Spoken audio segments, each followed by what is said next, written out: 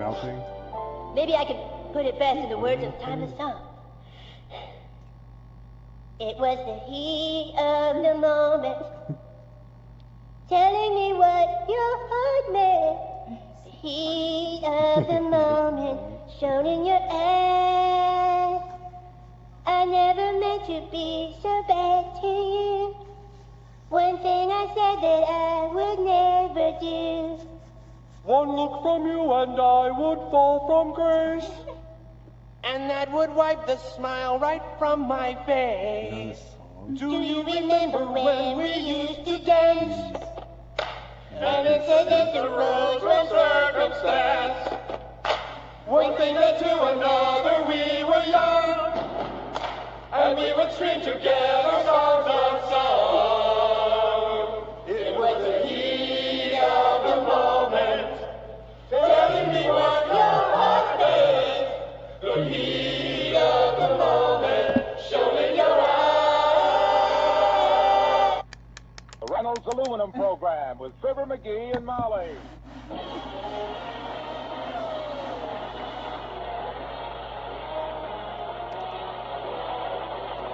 The Reynolds Metals Company, makers of Reynolds Aluminum, presents Fibber McGee and Molly, transcribed. The show is written by Phil Leslie and Keith Fowler and directed by Max Hutto, with music by the King's Men and Billy Mills Orchestra. Your teammate? Yeah. So they bought him? How much was it? God damn, man, I should have been in the design fucking video. This kid must make a lot of money. As the old saying goes, if you think it's been hot, what are you going to do when summer comes? Well, what you should do is very clear. Put Reynolds aluminum reflective insulation in your attic and keep your home up to 15 degrees cooler. It's simple. You can do the job yourself this weekend. And it's very inexpensive. It costs only about $40 for the attic of an average 6-room house. Reynolds reflective insulation is aluminum foil, handsomely embossed, bonded to strong craft paper. It's clean, pleasant to handle, no awkward bulk, and very easy to staple in place. Under your rafters or between the joists of your attic floor, this insulation literally turns off the heat, reflects it away from your house. And next winter, it will work in reverse, keeping heat in, cutting your fuel bills. Ask your dealer for Reynolds Aluminum Reflective Insulation. Do it now before the real hot months. For more information, write to Insulation, Reynolds Metals Company, Louisville 1, Kentucky.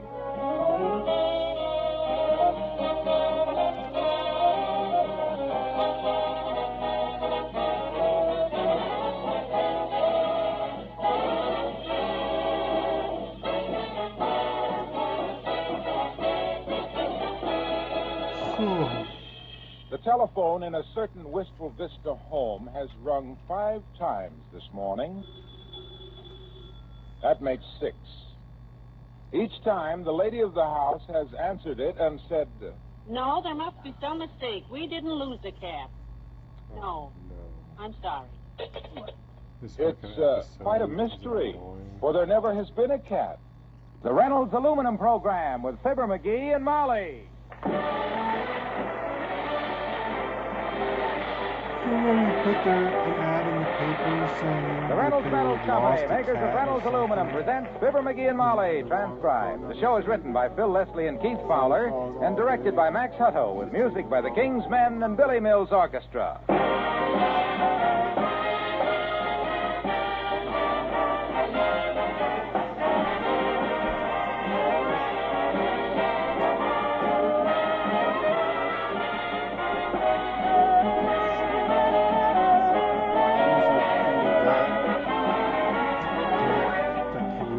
What every farmer wants is more income, less outgo. And that's exactly what you get with Reynolds Lifetime Aluminum Roofing and Siding.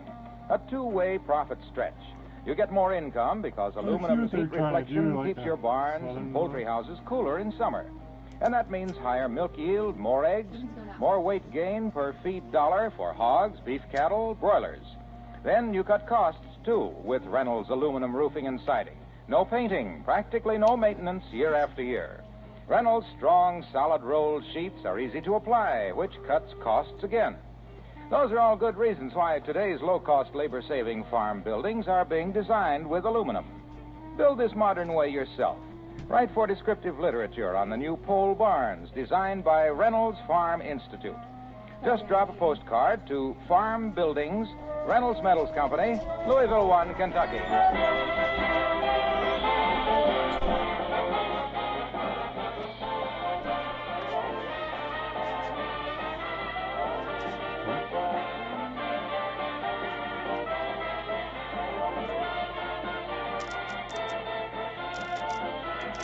I'm gonna do a bunch of pennies tonight.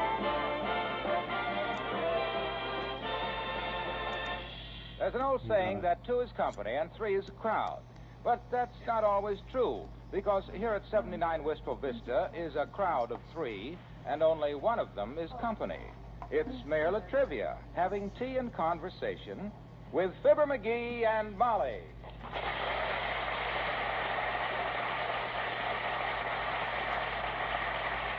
Man, those pennies are old. Sure you won't have another slug of tea, Mr. Mayor? 1970. No, thank you, Molly. I've already had 2 cups. 3. McGee, don't be rude, dear. I'm not being rude. I'm just being accurate. My gosh, don't begrudge the guy another shot of oolong. Just dry leaves and hot water. Go on, Latrivia, take a 4th cup. No, thank you. Dang, now I want some tea. I must get back to the city hall and take care of it. Relax, Latrivia. The city hall will still be there when you get back. Fuck. Even that bunch of run-down mort heels you got working for you won't steal the building. Or will they? Well, let's just say that they haven't so far.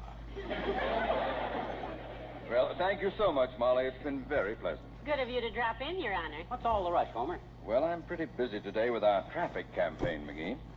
With your what? What traffic campaign? Oh, didn't you know? No. We're starting to crack down on careless drivers. Very intensive campaign. Drastic penalties for every violation. We put so many men on motorcycles, we'll soon have the only bow-legged police force in the country. Well, isn't that wonderful? Well, it's about time, Latrivia. People are beginning to think them white lines down the middle of the pavement are from a leaky milk wagon. Exactly. The only way our fire department can find a hydrant these days is to look behind a parked car. But starting today, we're going to... Oh, pardon me, Mr. Mayor. Come in. Oh, hello, Ole. Oh, hi, Ole. Well, good morning, Mrs., and the same to you, McGee. Well, you too, Mr. Mayor. Good morning, Ole. My missus asked me to return this shawl she borrowed to go to the kindergarten play yesterday, Mrs. Thank you. Oh, my stole. Well, I'm glad she could use it. How was the entertainment, Ole? Nice? Oh, it was very amusing, Mrs. 32 little kids, all 6 years old. The entertainment was mostly the teacher breaking up fights and wiping 32 little noses. Sounds like good, clean fun. What'd your kid do, Ole? Recite? What else? Yeah? The teacher gets little Ole up on the stage and says, now we have Humpty Dumpty by little Ole Svensson. Must have been cute. So the teacher says, Humpty Dumpty sat on her, and then she waits, and little Ole spits out a hunk of necktie and kicks the little girl next to him. He must have killed the audience. His mama was going to kill him, I know that. Finally, the teacher says, come on, Ole. Humpty Dumpty took a big, and little Ole says fall, and everybody claps hands like very good. Say, Boy, took a big he's a smart little fella, that kid. Smart. You call that smart? Sure, the teacher does all the work, and little Ole takes all the bows. I tell the missus that boy'll grow up to be mayor of this town someday. Yeah. Tell him he can have it any day now. Well, thanks again for the shawl, missus. My missus was going to bring it back herself, but she was driving downtown this morning and she had a little trouble with the law. My gosh, they caught her early, did they? What was she doing, speeding? No, she made a left turn a little short at 14th and Oak, and the door handle clipped 2 brass buttons off the front end of a policeman. My, was she pretty upset about it, Ole? Oh, but the policeman sure was upset. He went badge over belt buckle 3 times and landed on his feet with his pencil in one hand and his ticket book in the other. Well, I go see if I can bail her out now. So long, all you fellas. Goodbye,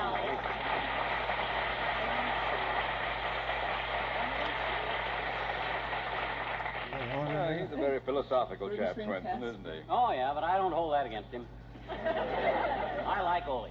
Oh, Do you have to go, Mr. Mayor? Oh, yes, I really must get back and check up on our traffic drive, Molly.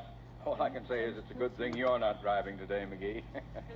Oh, it is, eh? Why is it so good that I'm not driving, and who says I ain't? Now, McGee, he just meant... I know what he meant. He meant I was bound to get pinched for something. Am I right, Latrivia? Quite. Why, McGee is a wonderful driver, Mr. Mayor, as long as you don't get in his way. Betcha. If you think them cops of yours are going to keep me bottled up in the house today, you're barking up the wrong kettle of fish. That's what you're barking up the wrong kettle. Well, I didn't say that, McGee. I merely said that it would be a good Anyway, idea. McGee, you told me you were going to stay inside today and relax. How can I relax when the police force in this town challenges my constitutional rights? I know the traffic regulations in this burg as good as they do. Better. Every time I drive downtown, they explain a new one to me. I'm quite familiar with your driving, McGee. If you went out today, you'd have a citation before you got out of your own driveway. How much dough you got that says so? $5. Okay. You just made yourself a little wager, fella. By George, I'll show you what an honest taxpayer can get away with. Hey, Molly, you get the car out of the garage while I get my keys. It is out of the garage, dearie. Huh? You didn't put it away when you came home last night. I didn't? Oh, well, that saves me some time. Where's my car keys? You left them in the car. That must be the reason. Must be the reason for what, Latrivia? There's a policeman out in It's a front putting a violation. ticket on your windshield. Leaving your keys in the ignition is a violation in Wistful Vista, you know. You can just mail me Got the a lot of people $5. ripping off And cars stay in off the Wistful streets Vista. today. Good day, Molly. Oh, nice truck. Billy Nelson, the orchestra, That is and I'm just wild about Harry.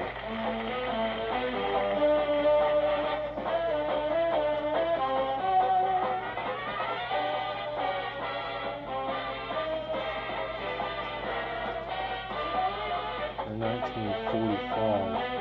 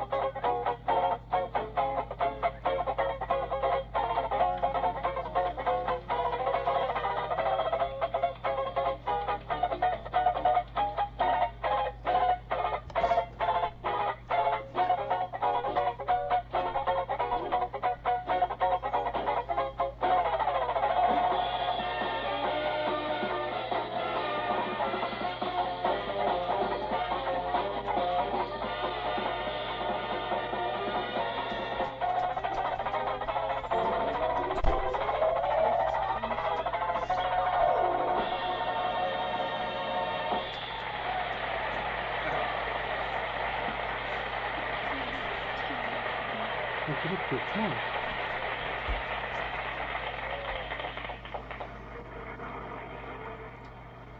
What's the speedometer say, kiddo? I don't dare take my eyes off the road. 13 miles an hour. Huh? 13 Better slow miles down, an dearie. hour. Here's a red light. Okay. Why did you shut your motor off?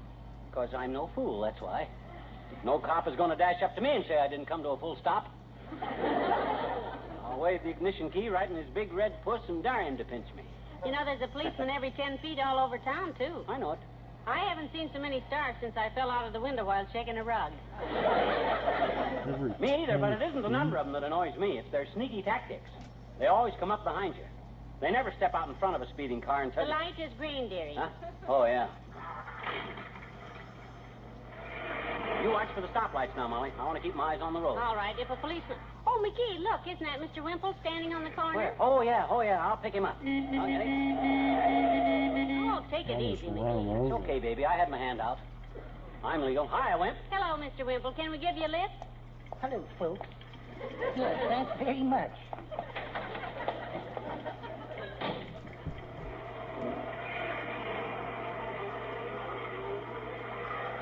I see you're driving very carefully, Mr. McGee. He certainly is, Mr. Wimple. You could change tires at this speed. I'm taking no chances today, Wimp. I even took the seat covers off. They were fast colors. You know, you were smart not to be out in your car today, Mr. Wimple. I understand they got a man this morning for driving under the influence of his wife.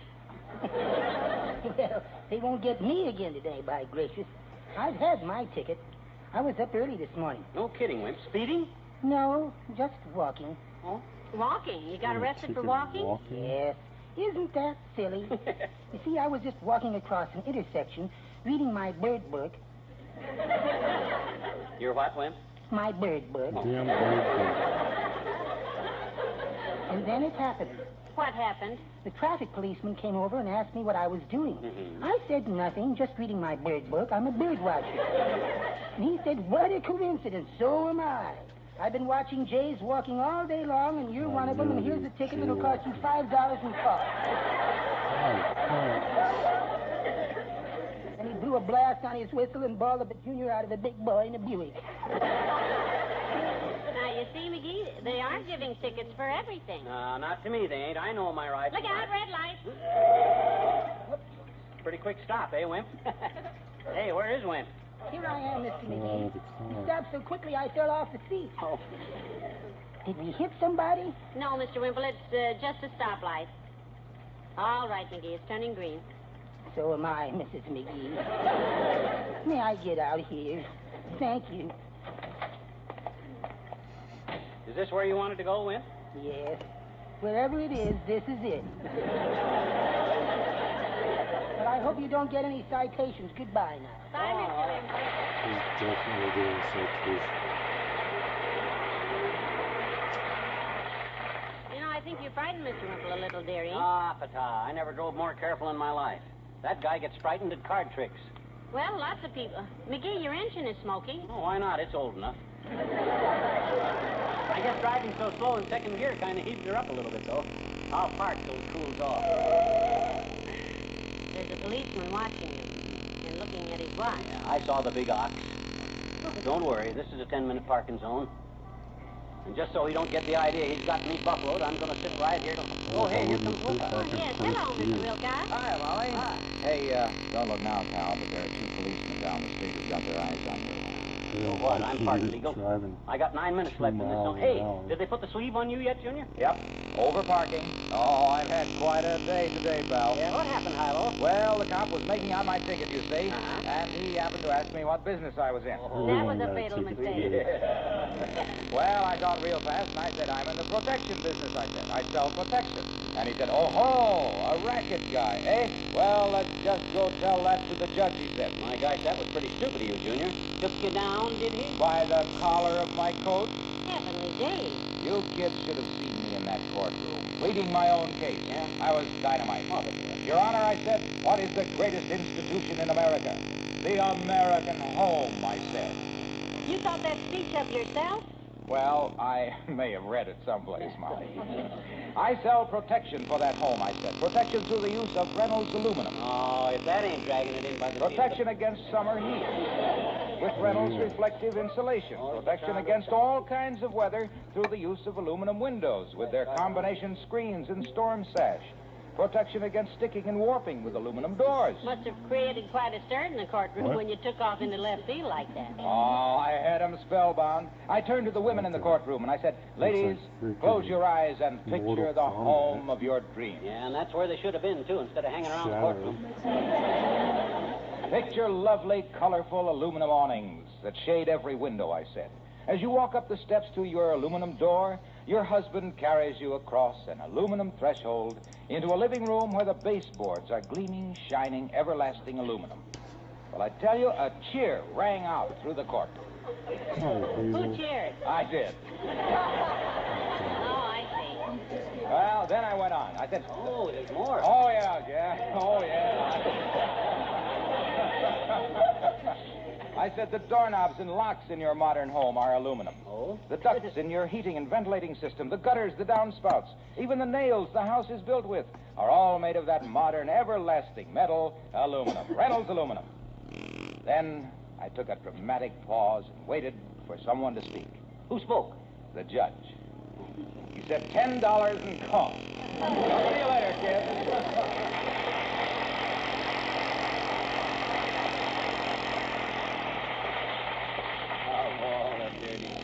That guy makes that stuff up.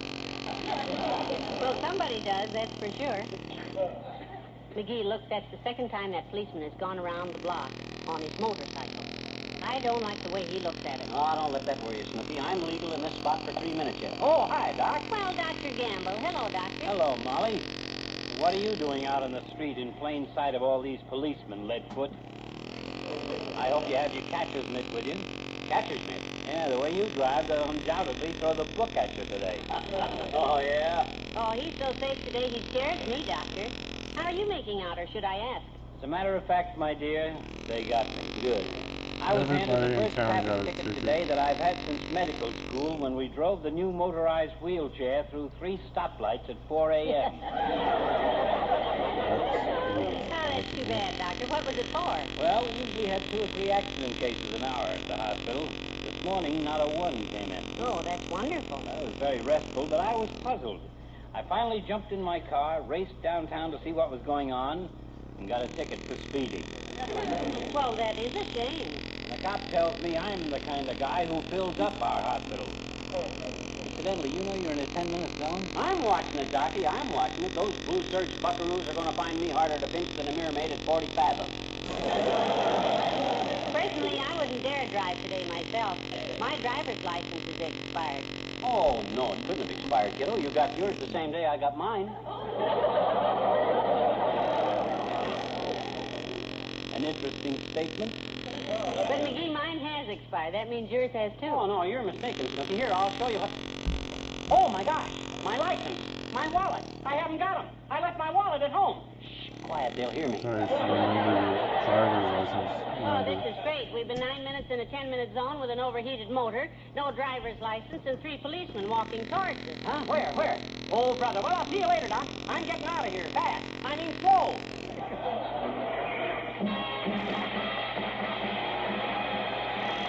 The King's Men and the Iowa Indian song.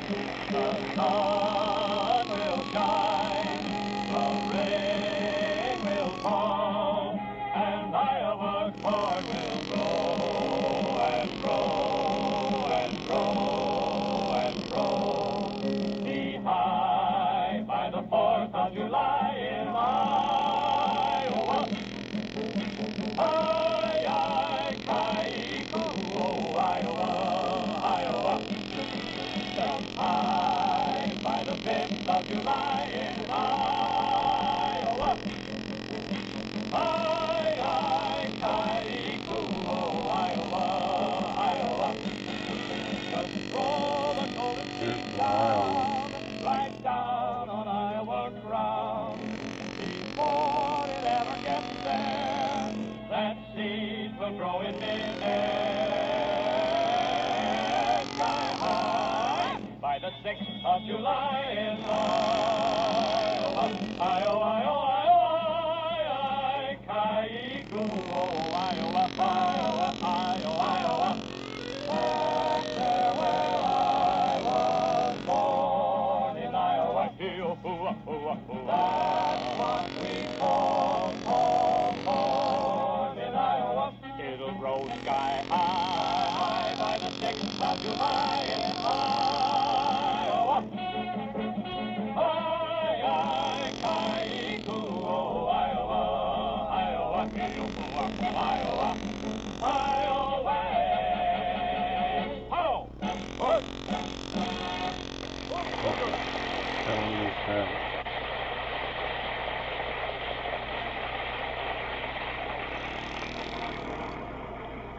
Watch it, McGee. There's a squad car coming up on the left. Well, smile at him, Ollie. Smile. They ain't got anything on me that they know of. Smile wider. I can't smile any wider. My ears are in the way. Stop smiling at freaking police. They're the Army, McGee, right next to me. Oh, they are, eh? Oh, hi, boys. Mighty fine job you boys are doing today. Mighty fine. I'll mention you boys to the chief. That was the chief. By a full minute. Uh-oh, stoplight. Here, you hold the ignition key till the light turns green. This is pretty silly, McGee. You don't have to shut the motor off at every intersection. I know, but I just don't trust myself. But what if you can't get it Well, you started can again save sometime? gas Then we that will way. get a ticket for holding up traffic. My gosh, I never thought of that. Trust Give me the a black ignition key. piece of shit Here. car there. I like it really start. See what I mean? Oh, yeah. Flooded See? the distributor, I guess. I guess I'm just nervous.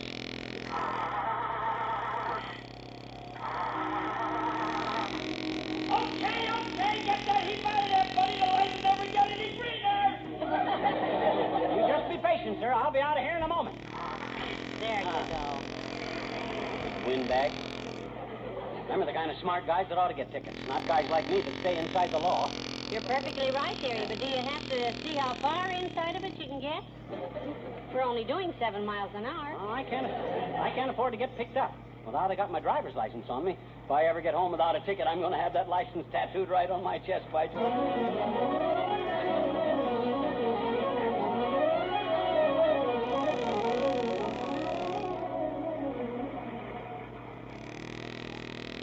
There's another policeman, McGee, writing out a ticket. For what? I didn't do anything. Oh, you mean for somebody else? Of course. A little jumpy, that's all. My gosh, I was getting along fine at home this morning till that Latrivia come in there and opened up his big fat mouth. I ought not to vote for that guy tonight. Hey, look. There's our home. Our own little home, Molly. Pretty, isn't it? Oh, I never been so glad to see that little house since I... What's that? What's what? That. It's what you think it is. Can you see it? Hey, maybe it's a fire engine, Molly. Maybe our house is fire. Wouldn't that be wonderful? Oh, I hope it's... Pull over to the car, mister.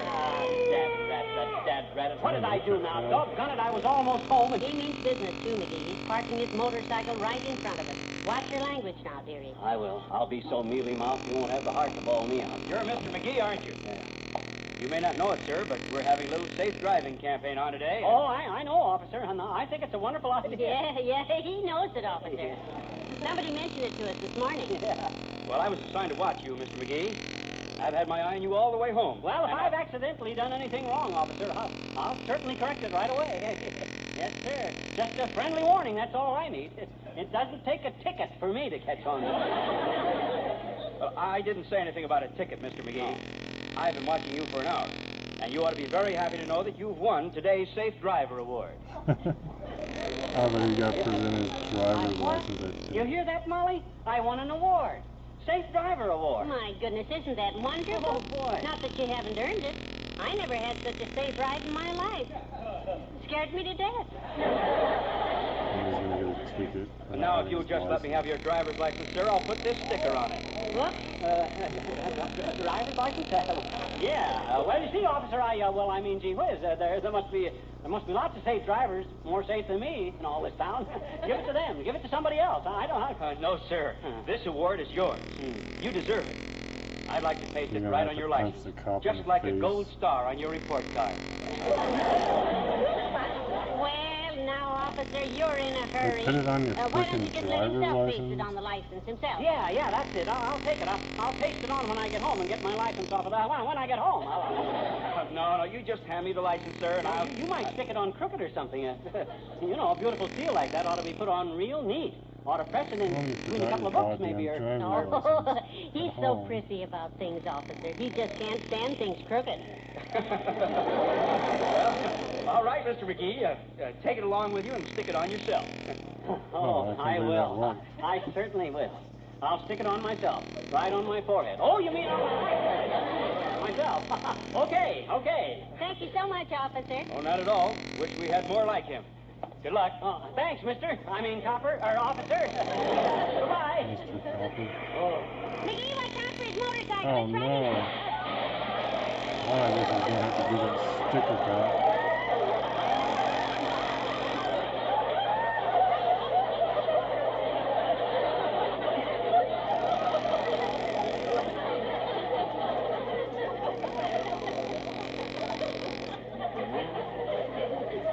Let's see now. Let's see, June, July, August. Well, what do you know? I ought to be out in time for the Elks picnic.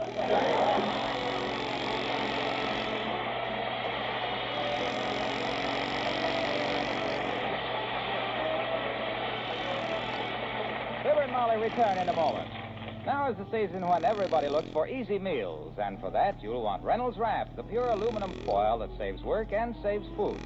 Take meatloaf, for example. That's pretty easy to start with. But when you wrap the loaf in Reynolds Wrap, with the edges tightly folded, you let it bake without any tending or basting. Just open the wrap the last few minutes for browning. And you have no pan to scour afterwards.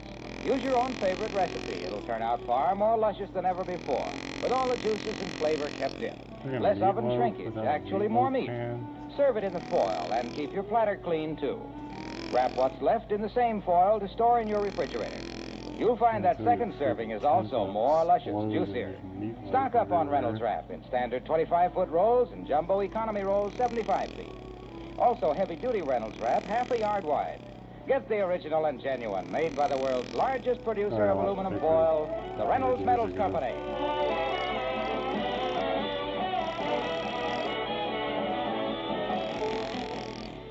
So Latrivia had quite a talk with the judge about me while I waited, you see. What did he tell the judge? Oh, told him who I was. All about me. Sort of a character reference, you might call it.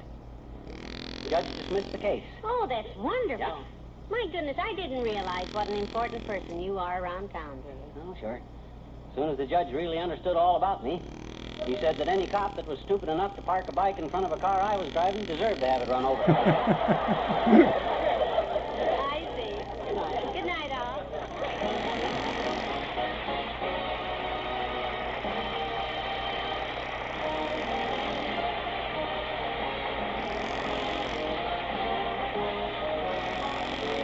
Metals Company, pioneers of progress through aluminum, has brought you Fibber, McGee, and Molly transcribed with Bill Thompson, Gail Gordon, Arthur Q. Bryan, Dick LeGrand, Jack Crucian, and me, Harlow Wilcox.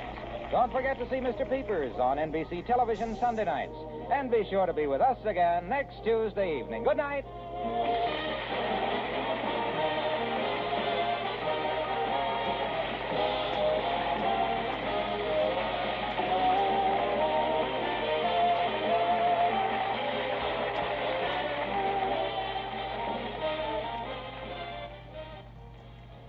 Tonight, play Two for the Money with Herb Schreiner on NBC.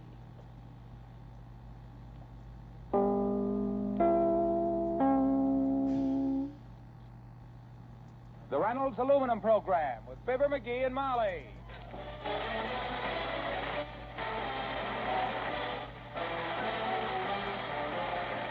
The Reynolds Metals Company, makers of Reynolds Aluminum, presents Fibber, McGee, and Molly, transcribed.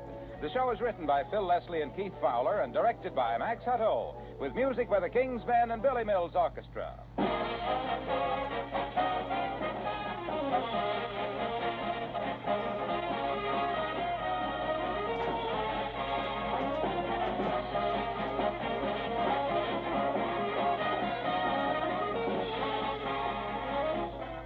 A common friendly question these days is, how's your garden doing? Well, we hope it's doing great. There's nothing like fresh from the garden salad greens and vegetables. But if you pick too much or pick it too soon, be sure you keep that right from the garden freshness in Reynolds Wrap, the pure aluminum foil. For loose garden produce like leaf lettuce, make an envelope of Reynolds Wrap. Lay one square on top of another, double fold and press tight around three sides. Slide your crisp, dewy, fresh greens in the open end. Then fold over that end. They'll stay fresh for days in your refrigerator. For young carrots, beets, and so forth, just wrap them in bunches. Remember, it's the loss of moisture that makes vegetables wilt. Reynolds Wrap is absolutely moisture-proof. Stock up tomorrow. Standard 25-foot rolls, 75-foot jumbo economy rolls, also heavy-duty Reynolds Wrap, half a yard wide. Get the original and genuine, made by the world's largest producer of aluminum foil, the Reynolds Metals Company.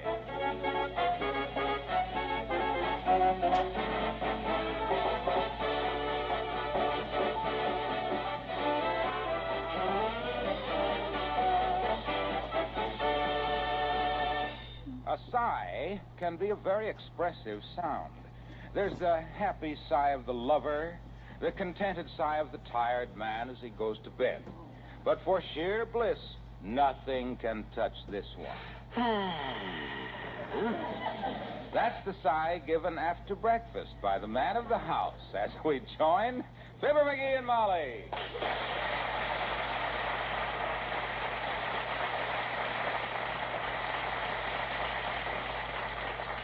that was a great breakfast, Molly. Glad you enjoyed it, dearie. I've been eating your fried eggs every morning for 25 years, and I still like them better than anybody's. Why is that, kiddo? What's your secret? Well, it's the way I cook them. How do you cook them? 6 at a time. Now, that's the secret. If there's anything I like, it's 6 eggs. I'll answer it, McGee. Don't get up. I ain't even trying to. McGee residence, Molly McGee speaking. Who? Why, Al Bennington. I haven't heard from you in years. Al Bennington? You're just in town for the day. Al Bennington? Is that what you said? Oh, I'd love to see you. Yes, I can join you for lunch. Rich Vista Hotel? 1 o'clock. I'll be there. Oh, it'll be wonderful to see you again. Goodbye, Al. Who's Al? An old school chum of mine. Didn't I ever mention Al Bennington to you? No, you never did. Must have been a big item in your life. From the way you were practically crooning over the phone there. Well, I always was fond of Al.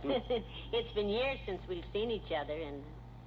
Something wrong, dearie? Nope. Would you like me to fry some more eggs? Nope. What's the matter? Nothing's the matter. My gosh, just because my wife gets a phone call from somebody I never heard of that she was very fond of in school and snaps at a lunch date like a bullfrog snapping at a water bug, why should anything be the matter? Pop. Do you mind me going downtown for lunch? I mean, I could have Al out here if you... Why should I mind? You could have lunch with the entire Elks Club Drum and Bugle Corps in full uniform. I wouldn't raise the shortest hair in either eyebrow. Al Bennington is of no interest to me whatsoever. What's he do, a retired bootlegger? Of course not. Al is a very successful author. Writes romantic novels. Romantic. The junk they write nowadays. Give me the real fine old classics like Tom Swift and his plastic cheeseburger. Or the 5 Little Peppers and how they swiped the doggy out of the window. Al's novels are very popular. I don't care about Al's cheap novels or about Al. I just soon we didn't even mention Al again. What's Al look like? Oh, about your height. Slimmer, though. Always did have a nice figure. And pray tell, what's wrong with my figure? Nothing, dearie, nothing at all. Maybe I ain't built like a Greek statue. Maybe I have put on a few pounds around the middle. But I put 'em on in the American way, with a knife and fork in my own home. Not taking other guys' wives to lunch in swank hotels. McGee, you sound just like a jealous husband. Believe me, you have no cause to be jealous of Al Bennington. Why, Al and I... Jealous? My gosh, I just don't like people comparing the way my structure is constructed to the way other people's structures are... Wait, dearie, come in. Oh, good morning, Dr. Gamble. Good morning, my dear. And a nod in your direction, vacuum top. Hi, Bulgernon.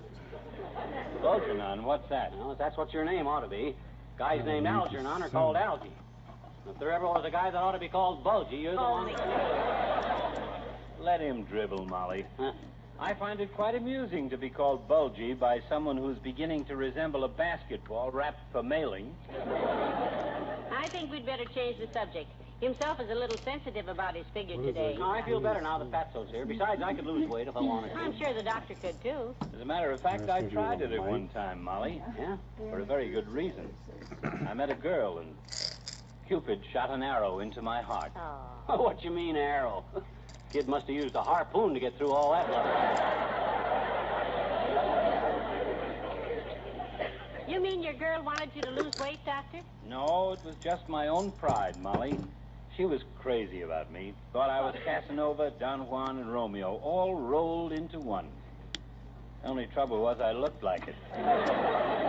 What'd you do, Doc? Go on a diet? Yeah, and it was murder. Yeah? For 2 weeks, I lived on nothing but turnip tops, skimmed carrot juice, and wheat germ with the wheat removed. Lose much? No, I gained 5 pounds. You gained? How in the world could that happen? Frankly, Molly, I was baffled.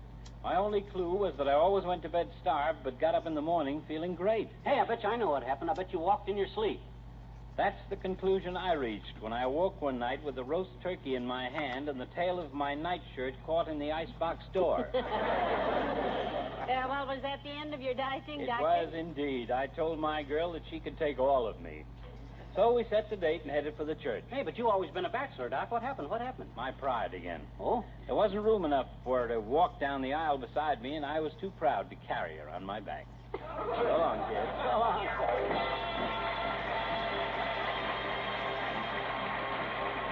Billy Mills in the orchestra and Big Mamu.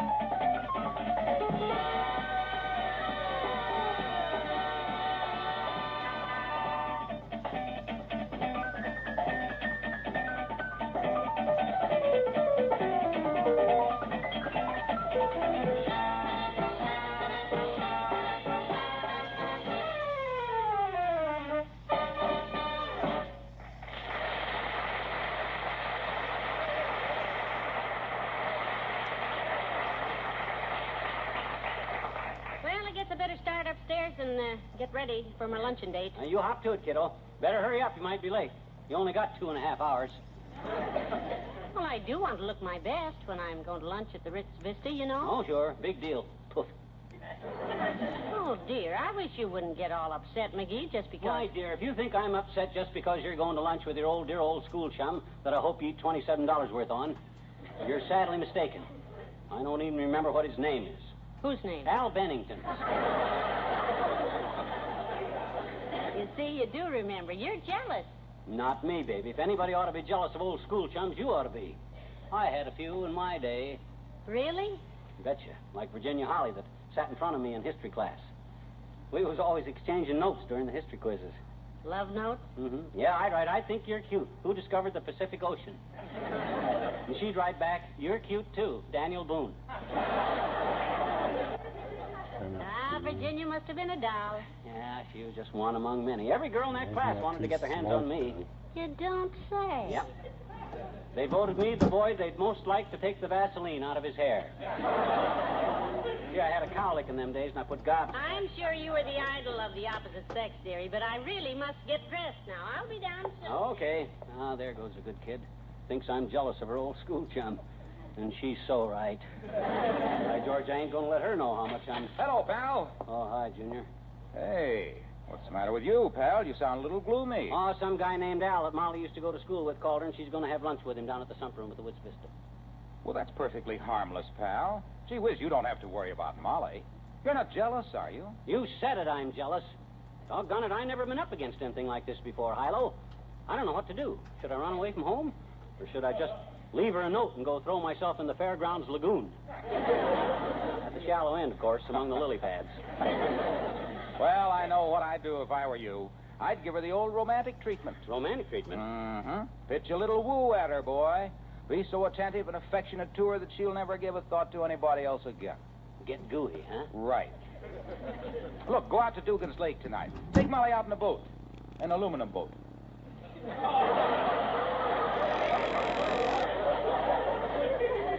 An aluminum boat? Yeah. Yeah. One of those beautiful lifetime aluminum boats made of Reynolds aluminum. Just drift around the lake in it while you whisper sweet nothings in her ear. Wouldn't the sweet nothings mean nothing in a wooden boat? Now, this is the woman you love. For her, the best. Yeah, that's right. Aluminum. A lifetime aluminum boat with the hull stamped out in one solid piece. That's the thing to take her out in, pal. Rust-proof, seamless, leak-proof, everlasting aluminum. is it okay if I take my mandolin along? It's wood, but it sounds like aluminum. Sure. Take it along. Ah, that's the sort of thing women go for. Music, moonlight, and a handsome aluminum boat. Yeah, you get them out on a moonlit lake, and they're mighty easy to handle. The women? No, the boat. Oh. Boy, how the women love those aluminum boats. They're strong and sturdy, but they're light as a feather. Without a bit of effort, you can hold them in your arms. The boat? No, the women. Oh. Makes them feel romantic, drifting around the lake in a bright, modern, lifetime aluminum boat. And boy, how they can travel. When you take a paddle to them, pal, they go. The women? No, the boat. Oh. That's why I say take Molly out in an aluminum boat, which needs no care. Because the women we love deserve the best we can give them. Ah, what would we do without them, pal? They're mankind's greatest gift. The boats? Yes. Oh. And they're really wonderful with outboard motors, you know. If you take a lifetime aluminum boat and an outboard motor on your vacation, pal, you'll really love it. Hey, look, Junior, I'm not going on a vacation. I'm making Molly forget a guy named Al, remember? Oh, yeah. Oh, he's so good, I forgot him myself. Yeah. Well, anyhow, that's how I'd handle this thing. Yeah. The average man can make a woman think he's the handsomest, most charming guy that ever lived, if he gives her the treatment I suggest. Just an aluminum boat and a mandolin will do it, huh? Well, in your case, it might take a steam yacht and a pipe organ. So long, pal.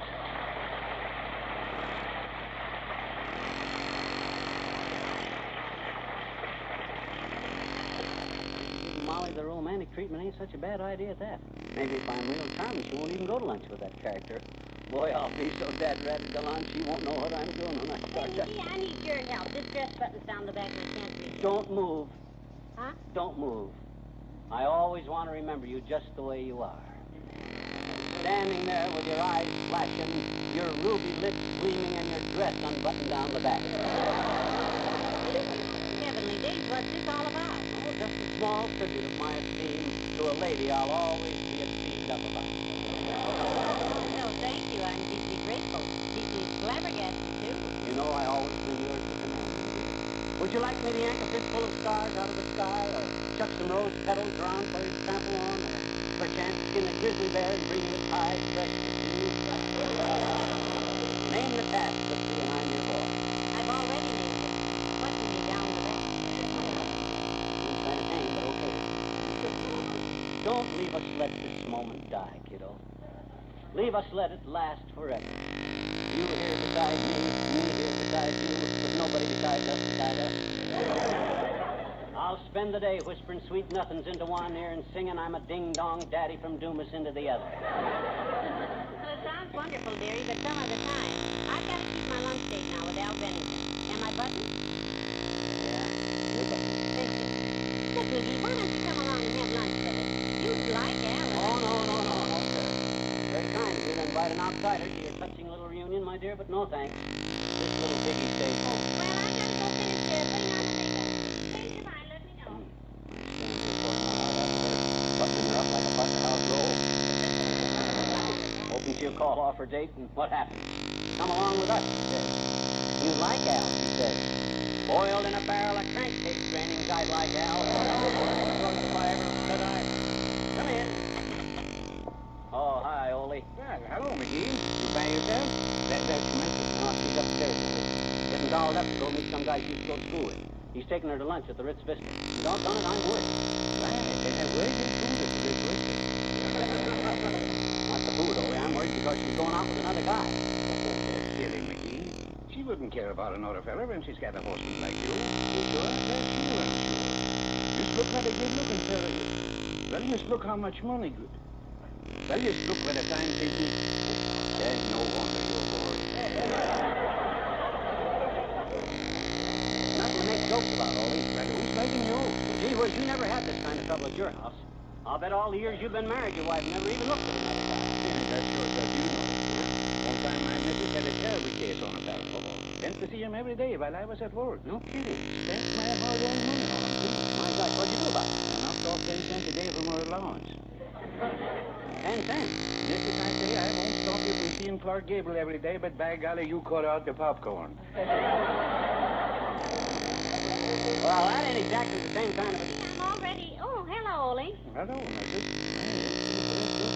Yes, I have a luncheon date. McGee, I'm going to the beauty shop for a hairdo first, and from there to the hotel. Our date is 1 o'clock, so why don't you meet me in the lobby and have lunch with us? I'd like Al. Oh, no, not me. I'll just sit here in this empty house and wait. Alone. Well, I've got a rush, McGee. I'll miss you, dearie. Yeah, you missed him that time, too, Mrs. You better cook another room now. Fancy that? Yeah. Quick, watch her out the window, Ollie. There she there, won't you? Come on. It's a nice dress she's got on. It's button crooked in the back, but when you see one dress button crooked, you'll see them all. Let me know when she's out of sight. As soon as she's gone, I'm going to beat it down to the hotel ahead of her. I'll hide around the lobby and see what this Al Bennington guy looks like. Oh, I wouldn't care if he looks like Clark Gable, McGee. You shouldn't do that. What do you mean? She's your own missus, McGee. You just go with trust her, that's all. Huh? Any fella that don't trust his mistress don't deserve to have one. Yeah, but gee whiz, Hey, I can't go with you now. I gotta go home and fix the screen in the living room. Fix the screen. Is it busted? No, but it will be. What you mean? My missus tells me they got a Clark Gable picture on the television tonight. That's the screen I'm gonna fix. I'd take the living daylights out of the thing. I'd post it at 90 minutes. Now, wait.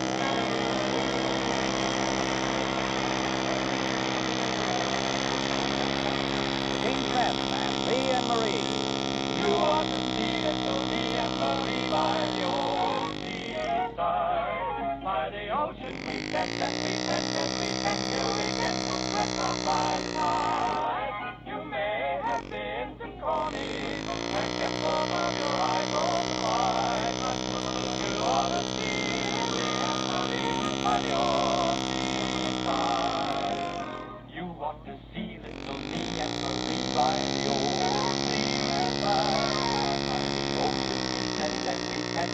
And till we get swept out by the tide. You may have been to Tony and kept both of your eyes open wide, but you ought to see me and Marie by the old seaside. Oh, me and my Marie together. It's beautiful beside the sea together. We long to linger in the breezy weather, as long as we can always be together. If you want to see a thing of beauty, you can see it sooner with my little beauty by the old seaside. For when once we get the proper sense, we begin a fence and go on a fence till we ever get such an awful wetting from the tide. First we talk about that and this a bit, then we walk about and hug and kiss a bit, till we finally find a spot where we can hide. Then, until the crowing of the chickens, me and my Marie proceed to raise the dickens by the old seaside.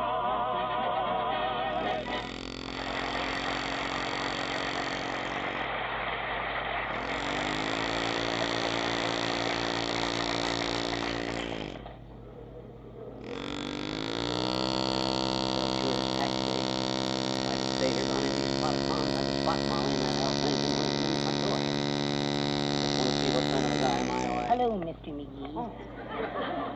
Oh, hello, Wimp. I knew it was your head speaking to the comedy.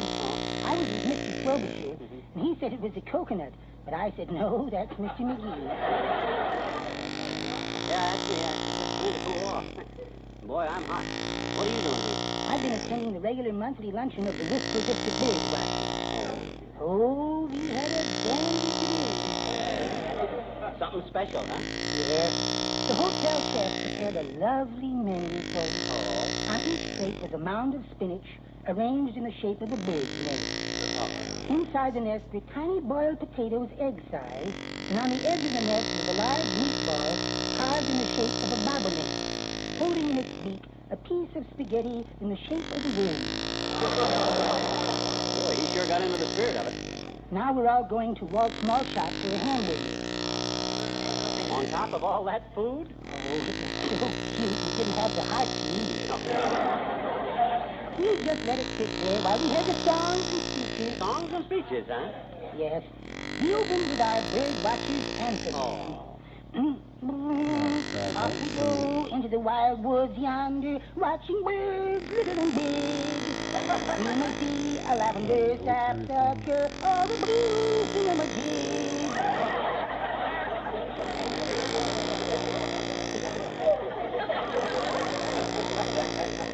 That song ought to go places, Wimp.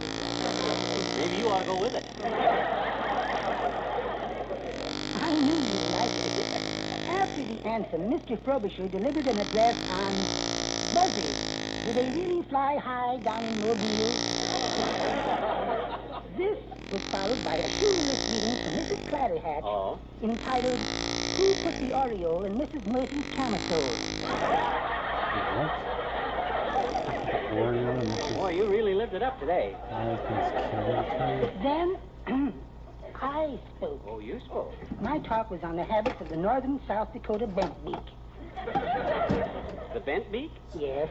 The bentbeak is a bird with remarkably keen hearing. Oh? It can hear worms crawling deep in the ground, even under a concrete sidewalk. No fool. When it hears a worm under a concrete sidewalk, it doesn't stop to consider, but just hauls off and pecks away. Wow. Hence the name, bentbeak. Well, I must join the other bird watchers, Mr. McGee. Goodbye. So long, Walter.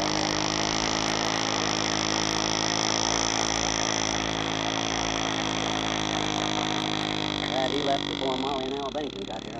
I've been keeping an eye on the front door, and I know they haven't... Hello, dear. Oh, my God. Hey, how'd you get in here? Through the side door while you were watching the front. Well, what do you mean watching? I haven't been watching. I just felt like... I had a hunch I'd find you here in the lobby. Yeah, but Molly, I just happened to... Sure enough, there you were, stopped behind the potted palm like a bag at bay. Doggone it, Molly. A guy's got a right to see who his wife's having lunch with. You said this Al Bennington was a writer, and some of them writers can't be trusted. They live in attics and grow beards and spout poetry, but ain't got rhymes on the end.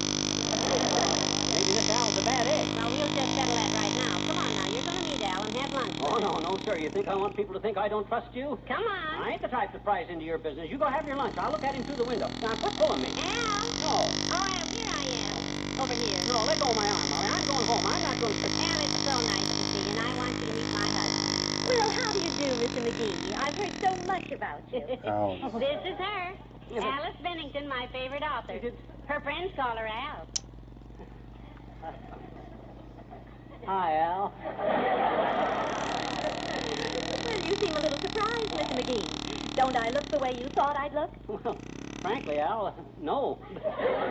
But gee, Al, you sure look fine to me, Al. Yeah. Now, will you join us for lunch, dearie? Join you. I'll pick up the check, you know. Hey, garçon, the best table in the house. Two sweet. Ah, this will be a delightful literary treat. You wrote any good books lately, Al? I loved your last one about the Congress.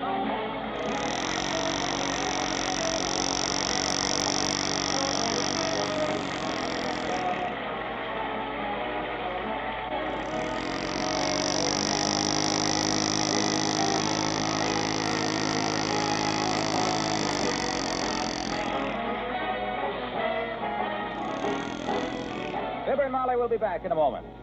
This year, the Ford Motor Company is celebrating its 50th anniversary. The Reynolds Metals Company salutes Ford on this full half-century of automotive progress. A half-century that almost coincides with the practical development of aluminum. Ford's early Model Ts and Model As had none of the modern metal in them. Today's brilliant new Fords use aluminum in many vital parts, for strength with lighter weight, for rust-proof permanence, for economy and safety. An even more striking demonstration of aluminum is Ford's experimental car, the Continental X, on which Reynolds engineers have worked closely with Ford engineers in developing many new aluminum features. The Continental X contains more than 400 individual aluminum parts compared to 20 or 30 in the average car on the road today. That's Reynolds aluminum made by the Reynolds Metals Company, pioneers of progress through aluminum.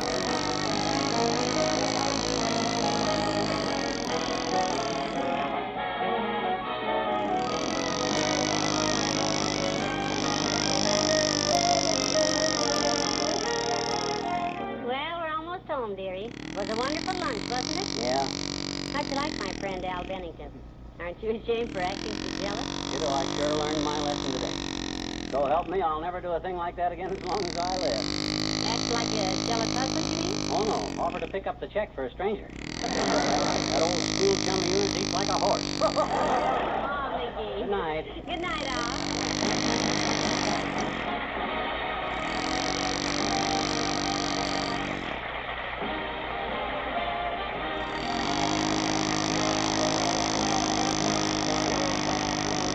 Metals Company, pioneers of progress through aluminum. Aluminum has brought you Fibber McGee and Molly, transcribed with Bill Thompson, Arthur Q. Bryant, Dick LeGrand, Paula Winslow, and me, Harlow Wilcox.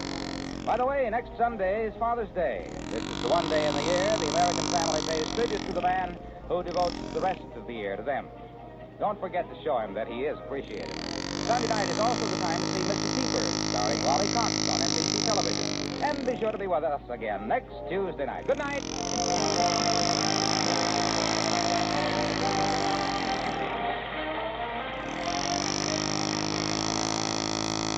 It's June and vacation time across the nation. And to millions of Americans, vacation time means a trip in the family car. When you drive to and from your vacation this summer, be sure to observe the speed laws. Remember, driving is a full-time job. Take your tip from the professional truck driver and keep alert. For at high speeds, you can get into trouble fast through inattention to the road ahead. Slow down at sundown and always drive according to the prevailing road conditions. The life you save may be your own. Tonight, play Two for the Money with Herb Schreiner on NBC.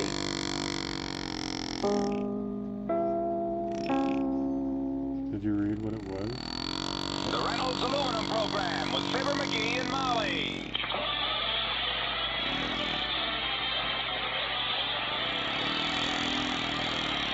The Reynolds Metals Company, makers of Reynolds Aluminum, presents Fibber McGee and Molly, transcribed.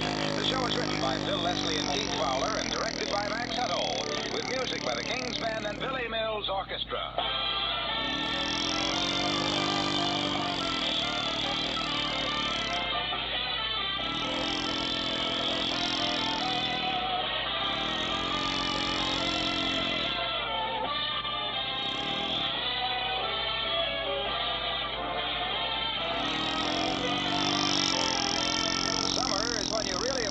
Having modern gutters around the eaves of your house. Reynolds Lifetime Aluminum Gutters.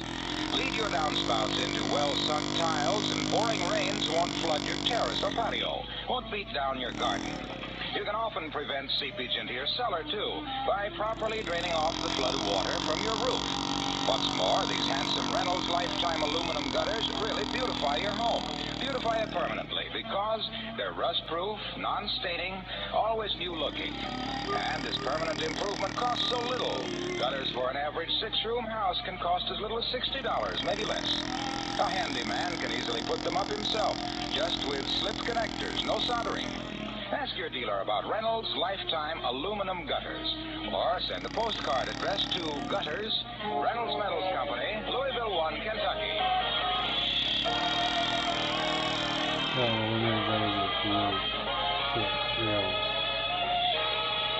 Speaking of which,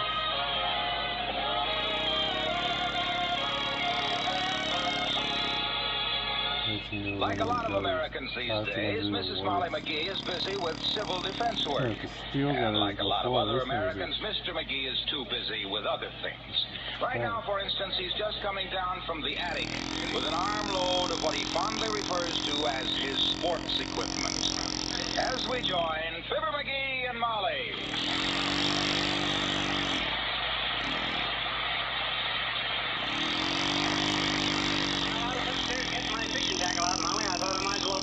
Stuff down here. Well, good. I'll help you carry it out back. The junk man will be here tomorrow. Junk man? Are you kidding, Tootsie? That is my sports equipment. I brought it all downstairs so I can look it over and see what needs fixing. This is all valuable stuff, Molly. I recognize the fishing tackle and the golf clubs, but where'd you get that sad-looking tennis racket with the baggy strings? This tennis racket, my dear, happens to be a snowshoe. Where's the other one? I only got one. One snowshoe? Well, now, that is a priceless item. Ought to come in very handy if you ever want to play hopscotch in a snowbank. Well, it's not actually my snowshoe, Molly. It's Uncle Dennis's. Uncle Dennis's? You remember a couple of years ago when he was gone for about 3 weeks one time, and then I found him asleep on the front porch when I brought in the morning paper? Yes? Well, this snowshoe was tucked in under the tail of his coat. Where did he get it? He didn't know. He always figured he must have got booted out of an Alaskan bar by an Eskimo bartender. There was no way to check back and find out. Never mind the details. Okay. Poor Uncle Dennis was just forgetful, that's all. He probably bought it someplace. Probably wanted to play hopscotch in the snowbank. Boy, he was the guy. Now, that's enough about Uncle Dennis. Okay. Look, I have to go downtown after a while to a civil defense meeting, dearie.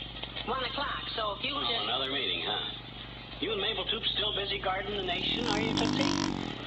Well, we're still working 2 nights a week as aircraft watchers with the Ground Observer Corps, if that's what you mean. Well, good for you, Mrs. McGee. Good for you.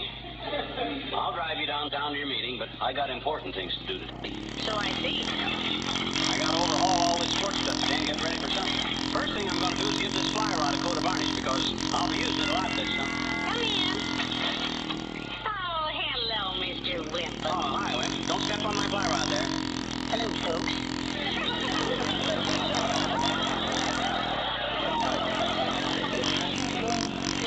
No, not today, Wimp. I'm just sorting over my stuff, fixing it up. What's the book under your arm there? Bird book? Oh, no, this is my Ground Observer's Guide, Mr. No kid. You too?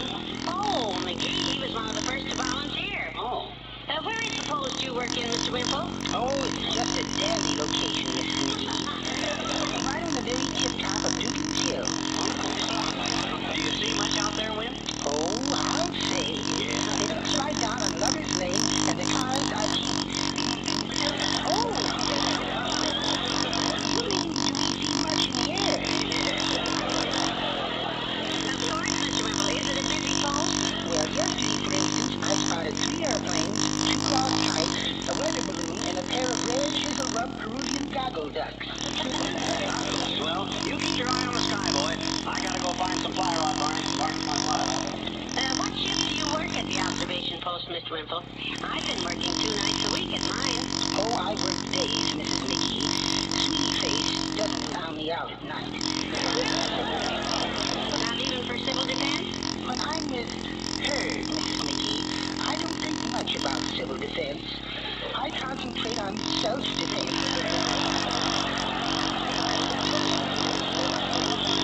Well, off to everybody. Bye.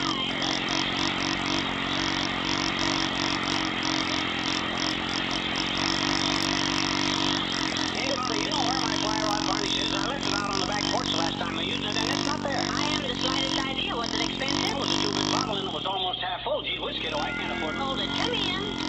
Oh, hi, Ollie. Hello, Ollie. Hello, Mrs. Hello, McGee. You stopped by to bring you something that you left at the Elks Club, McGee. Oh, yeah? What'd I leave, Ollie? 2 of your alfalfa cigars in the locker room. Oh? Here they are. Oh, gee, thanks, Ollie, but, gee, you didn't have to bring them to me. Oh, yes, I did. Your locker is next to the ventilator that goes into the gymnasium. And the volleyball players was dropping like flies. No, I don't blame them all. Ah, them panty waste. Well, thanks anyhow, Ollie. Here, you want one? No, I'm a candy base too, McGee. By the way, Ollie, Mrs. Toops tells me you have company at your house this week. From Europe, too? Yeah, we got a relative that comes to Sponge for a couple of weeks, Mrs. Yeah. He works in a place where they take fat off of people. Oh? He's what they call a mansour. Oh, you mean a masseur, Ollie?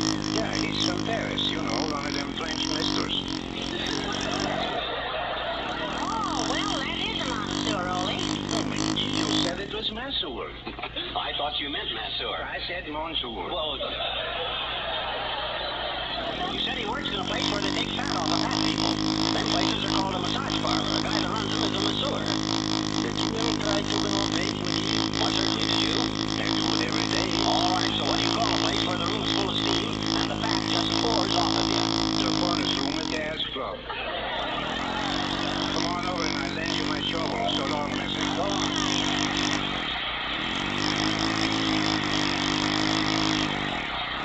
Well, I gotta get on downtown to my meeting, McGee. Do you need the car? Oh, I'll drive you down there, kiddo. I gotta go downtown and pick up some fly rod on. Hey, wait a minute. Maybe I don't have to go downtown at that. I think I know where I put that fly rod varnish. It's right here in the hall. No, dearie, buy a new bottle. Don't open it.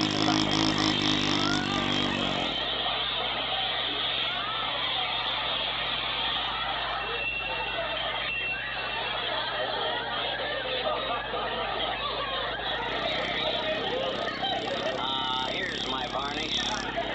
All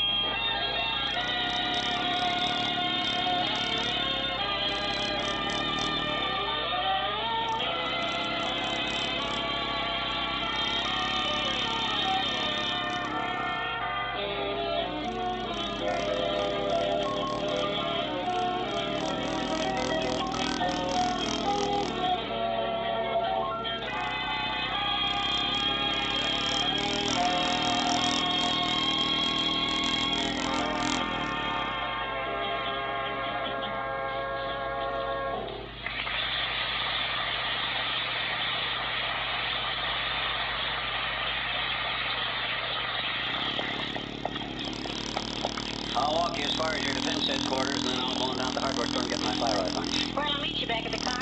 Okay. And look, Molly, I'm not against this airplane watching you're doing, kiddo. That's nice of you. I just merely don't know what you and Mabel Toops can do that the United States Air Force can't do. Do better. My gosh, I'm as patriotic as the next guy, Molly. If an enemy ever attacks this town, I'd be the first guy to grab my shotgun and run for the cellar. The cellar? Sure, shoot him in the feet. That's the way you cut him down, you don't know. Wait there, here comes Cora Burns. Oh, from Walt Small Shop. Oh, hi, Cora. Hello, Cora. Hello, Mr. and Mrs. McGee. What'll it be? Huh? Oh, I'm so used to saying that behind the counter that How are you both? Oh, just fine, Cora. I'm on my way down to a defense meeting. I'm a ground observer. Oh, watching for airplanes. Well, good for you, Mrs. McGee. I'm kind of a veteran at that kind of stuff myself, you know. You? Oh, I done a lot of work for the Air Force during the last war, you know. My folks lived out close to the air base. They had a cleaning shop out there, and when the war broke out, I says to myself, Cora, I says, what can you do for the war effort? A good question. So, I become what they call a spotter for the Air Force. Oh, a spotter. Aircraft spotter, huh? No, a uniform spotter. I took their spots out. Oh, I got kind of restless, though, so I went and I joined the WAC. My goodness, I didn't know you were a WAC, Cora. Yes, that's where I met Marvin, you know, my husband. Oh, he was in the wax, was he?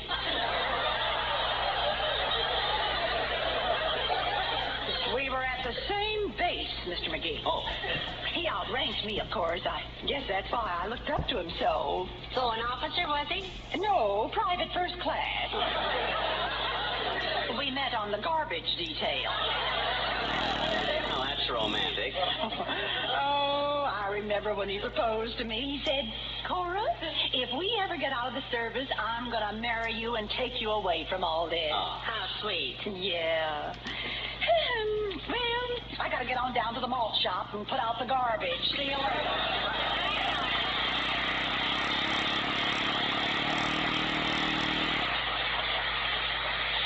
Quite a character, Cora is. Hey, where's your meeting going to be? Right across the street there, over the bank. Oh. I wish you'd come with me and volunteer to help, McGee. We really need people. No, thanks, Tootsie. I got to get some fly rod varnish from the hardware store. Ah, for goodness. Well, I'm helping civil defense that way. Gee whiz, one of the greatest assets this country has is the health of our people, Molly. And there's nothing healthier than going fishing. So by varnishing my fly rod, I'm actually... How'd she get across that street so quick? I'll see you later, Molly. Back at the car.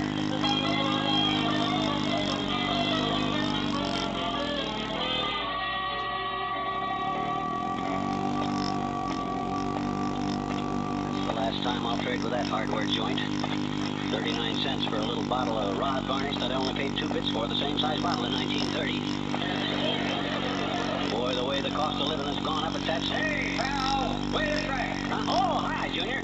Where are you off to in your Sunday suit, son? This is Tuesday, remember? I am on my way over to the high school, pal. I am delivering the commencement address to the graduates. No. How about that? No kidding. You? Big public speaker, huh? Yep, been working on my speech all week. My title is The Bright New World. You like it? Well, that sounds about normal for a graduation speech. I wonder if anybody ever thought of addressing a bunch of graduates on the evils of having to get out and go to work, or out of the classroom into the fire. No, pal. You want to make these things inspirational. And I thought I was. Happy. I open by telling the graduates their future is entirely up to them. Well, that ought to scare the big junior out of them. I tell them that each and every one of them can make this a brighter world to live in. The only world we got, so they might as well do the best they can. As you walk through life, I say, it is within your power to make everything you touch gleam all the more brightly for your having passed that way. Say, that's good. I suppose they do that with a smile and a cheery handshake. No, they do it with a paintbrush and a can of shining liquid aluminum. For the love of Edgar Guest, that's the... I tell them how they can paint their mental screens, tools, basic basement pipes, gutters, fences, almost anything with beautiful liquid aluminum made with Reynolds aluminum pigment. Yeah. How it protects and preserves against rust and decay. Will it protect them against long speeches? Because that's the protection they're going to need when you... Then I switch to the subject of friendship. Friendship? Yes. I point out that true friends are a wonderful thing. Ah, yes. Something to cherish always. And I bring in the fact that one of their best friends is their local paint dealer. Ah, this is... The man who handles liquid aluminum with the gleaming foil label. Yeah. In every size container from half a pint to 5 gallons. Well, sure. Liquid aluminum made by so many leading paint manufacturers using Reynolds aluminum pigment. Liquid aluminum... Hey. Look, Loomy. Yes, pal. I'm working over my fishing tackle today. You want to go fishing tomorrow, Dugan's Lake? I'd love to, pal, but I'm being given a big honor tomorrow afternoon over at the college. The college? Yes. They're conferring an honorary BA degree. Oh, you mean BA, Bachelor of Arts. BA, Doctor of Aluminum. So long.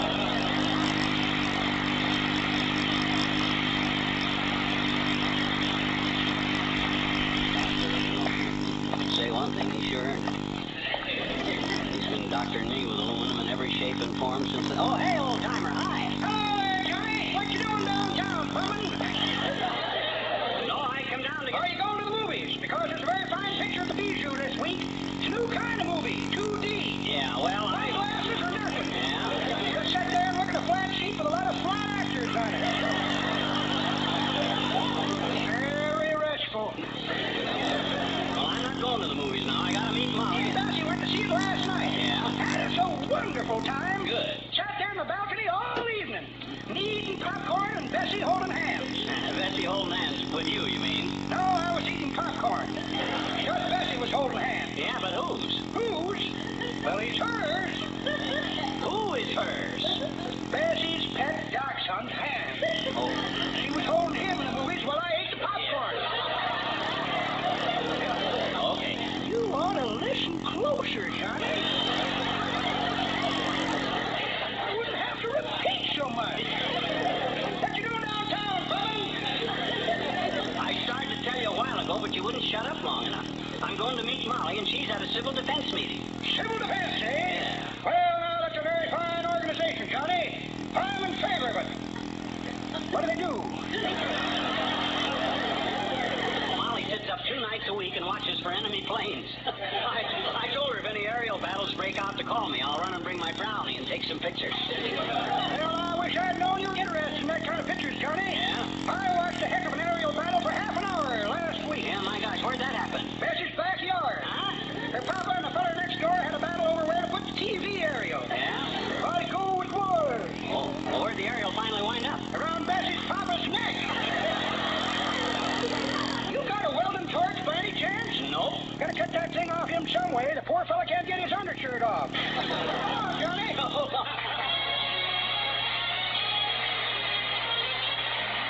The King's Men and TPJ. When a girl would meet Don Juan, she'd Holy get shit, I couldn't do my before the dawn. Like a snake who meets a mongoose, that young lady was a gone goose. When a girl would meet Don Juan, she'd get cool before the dawn. Like a snake who meets a mongoose, that young lady was a gone goose. Anytime a girl would say, shall we name a wedding day? One would sigh and try to stall. Be like weddings, not at all. He would gaze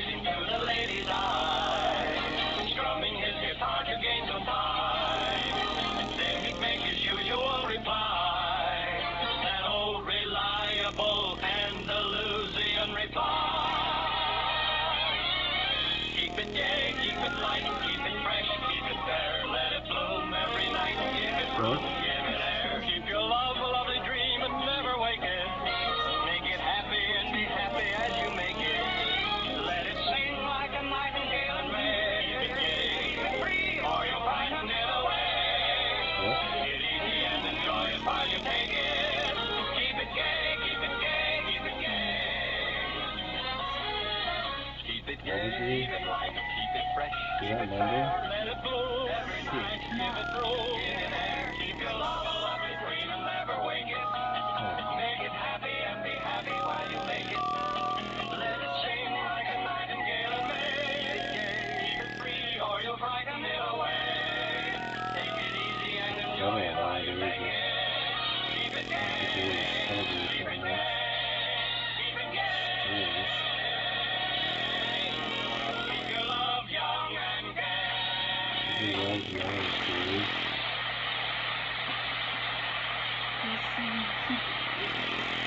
Doesn't want to sound keep it Drop a gay. fly rod out here on the porch to varnish it, Molly. I can paint better with a north light. I'll sit out here with you a few minutes before I start dinner. The girls... Oh, hey, I forgot to ask you how your meeting went, kiddo. You have fun? Well, it's pretty discouraging, really. There was only a handful of people there. Oh, isn't that Dr. Gamble coming? Yes. I wonder what... Yeah, that's him, old Lard Bucket himself. Wonder if he'd like to go fishing tomorrow. I don't know. Hello, Doctor. Hi, Docky, old boy. Oh, Molly. Where were you this afternoon, stupid? What do you mean, where was I, stupid? I was down at the hardware store if it's any of your dad's... We had a civil defense meeting today, and you should have been there. 10,000 people who weren't there should have been there. What's the matter with people in this town, anyhow? What's the matter with you, you big bully? Well... Don't come over here hollering at me, or I'll take my sick business someplace else. I should live so long. My gosh, don't tell me that Molly and Mabel Toops have got you out watching for enemy planes, too. I organized this thing for this town, Bean Brain.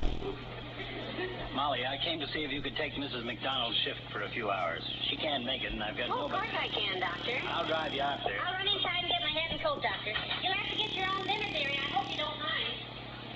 Now you see what you went and done, you big troublemaker? Why don't you go home and roll some pills instead of trying to deprive innocent citizens of their dinner? You trying to bust up my home? No, but I'll give you a little tip. If an enemy airplane ever sneaks in here, they'll bust up your home, but good. Ah, poppy feathers. Did you ever happen to hear of the United States Air Force, Doctor? The greatest Air Force in the world? Did I ever hear of it? Why, you blabberhead. All right. So I got too much respect for our Air Force and the big job they got protecting this country to be pestering them all day long, calling them up to tell them that, hey, fellas, there's an airplane up there. Is that clear? Oh, nobody could possibly be this stupid. The heck they can. Now I gotta varnish my fly rod. Look, Sonny, the Ground Observer Corps was organized at the request of the Air Force. They need watchers. Well, they didn't ask me, Fatso. My gosh, who the heck would fly all the way to Whistle Vista to drop any bombs anyhow? Who do you think? Half the observation posts in this county have nobody to run them, and if another war does come, I'm ready to go, Doctor. Do you mind getting your own dinner, dearie? No. No, it's okay. I'll make out. That's not too much for me to do. For my country. There is a real patriot. Just let me ask you one question, Molly. Do you really expect to ever see an enemy plane flying over Wistful Vista, baby? Of course I don't expect them. Okay. But we weren't expecting any company at Pearl Harbor either, remember? Well, don't worry. The Air Force can handle it. Look, there's a plane away off there right now.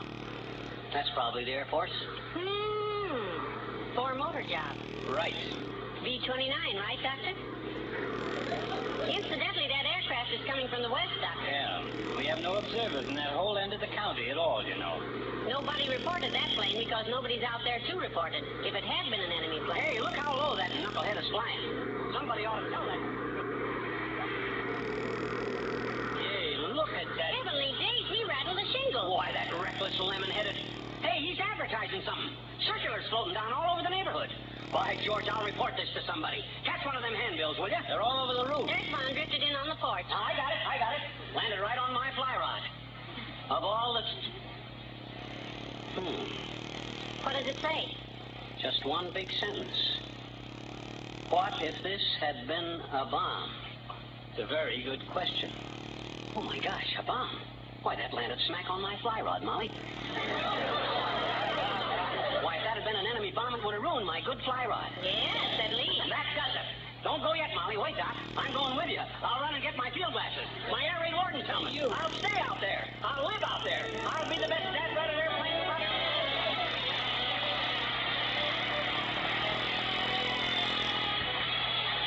I wonder if I really did that.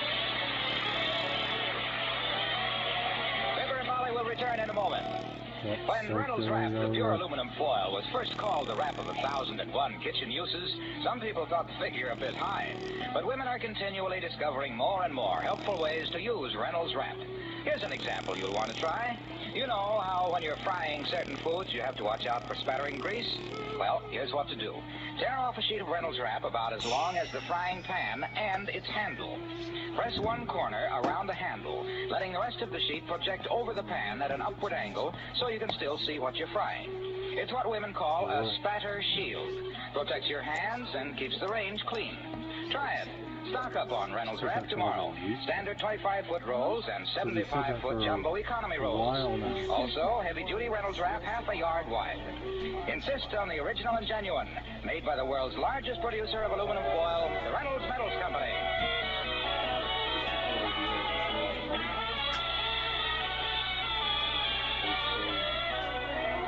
Ladies and gentlemen, your nearest civil defense director, city or county, will gladly enroll you as a volunteer in the Civil Defense Corps. You won't be alone. More than 300,000 volunteers from every age group and every walk of life are manning observation posts around our nation right now. And we need almost twice that many to guard our borders properly. Planes alone can't do it. It's too big. Radar is great, but it has holes in it, too. A low-flying plane, for instance, can't be picked up by radar. Only eyes and ears can do the job perfectly. The eyes and ears of volunteers in Operation Skywatch. If you can only give a few hours a week, give it. Call your civil defense director. Good night. Good night, all.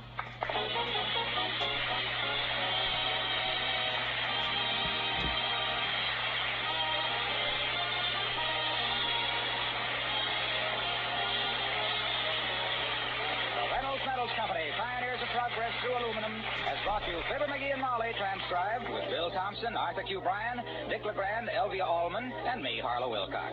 Don't forget to see Mr. Peepers, starring Wally Cox, on NBC television Sunday nights.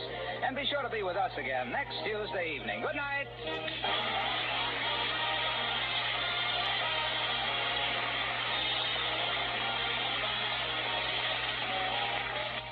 Tonight, play Two for the Money with Herb Schreiner on NBC.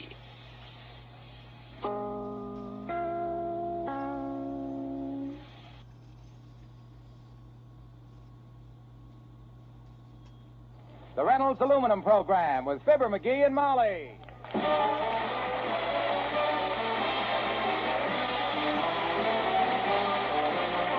The Reynolds Metals Company, makers of Reynolds Aluminum, presents Fibber, McGee, and Molly, transcribed. The show is written by Phil Leslie and Keith Fowler and directed by Max Hutto, with music by the King's Men and Billy Mills Orchestra.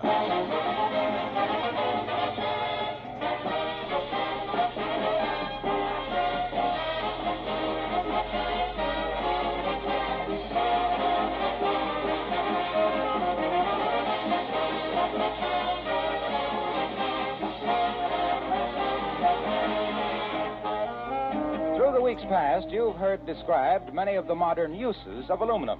The rust-proof metal that makes better windows and gutters for your home. The heat-reflective metal that adds to year-round comfort, either as insulation or as roofing and siding for farm buildings. Versatile aluminum that makes strong, safe parts for automobiles. And colorful foil packaging to protect the foods you buy. And, of course, your own favorite Reynolds Wrap, the pure aluminum foil.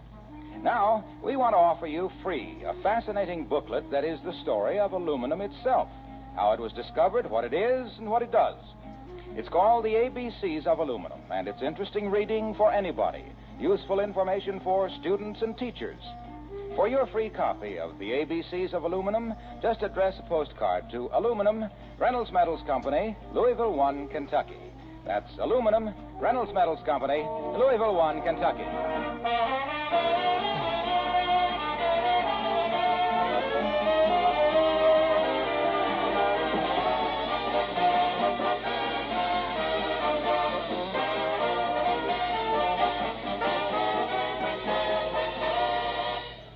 If there was a fish in Dugan's Lake that had the sources of information and the voice of Gabriel Heater, it would say, there's bad news today.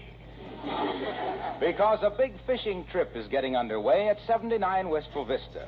Here in a kitchen full of sandwiches, fishing tackle, and tall talk, we find Fibber McGee and Molly.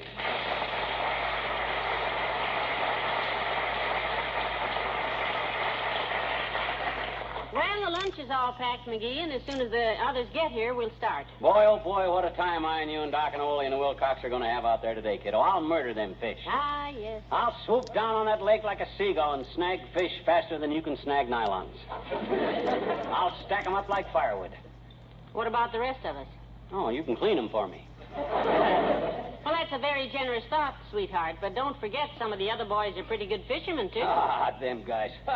They don't know one fish from another. Really? They say Dr. Gamble is very good. Doc Gamble? Fop. That guy couldn't throw a hook into the seat of his own britches. And Tootsie, that is a target.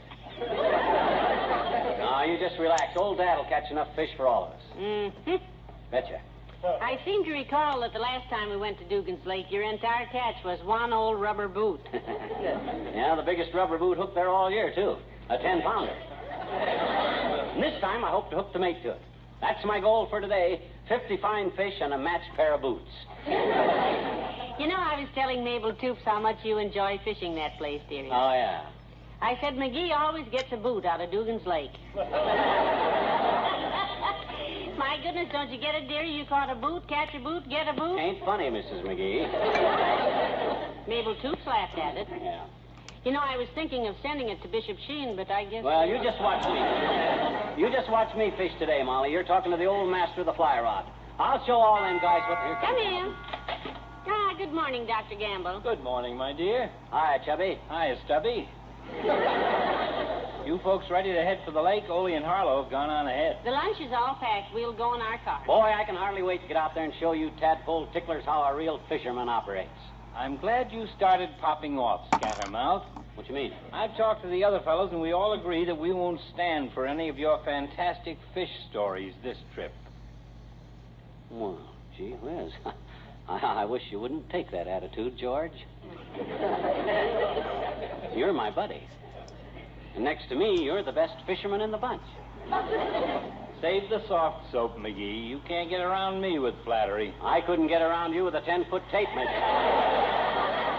It's worth a try, anyway. Why not just stick to facts today, dearie? The whole truth and nothing but the truth. Okay, if that's the way you want it, but it's going to be awful dull. Well, come on, let's get started. Take my tackle box, will you, Molly? I got it. Grab the lunch basket, Fatso. Let's get out to the car. You take it, McGee. That's not the doctor's job. Why shouldn't he take the lunch out? He'll be bringing most of it back in that blubber-lined pot of his.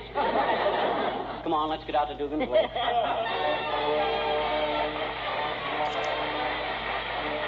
Billy Mills and the orchestra and the Maple Leaf Rag.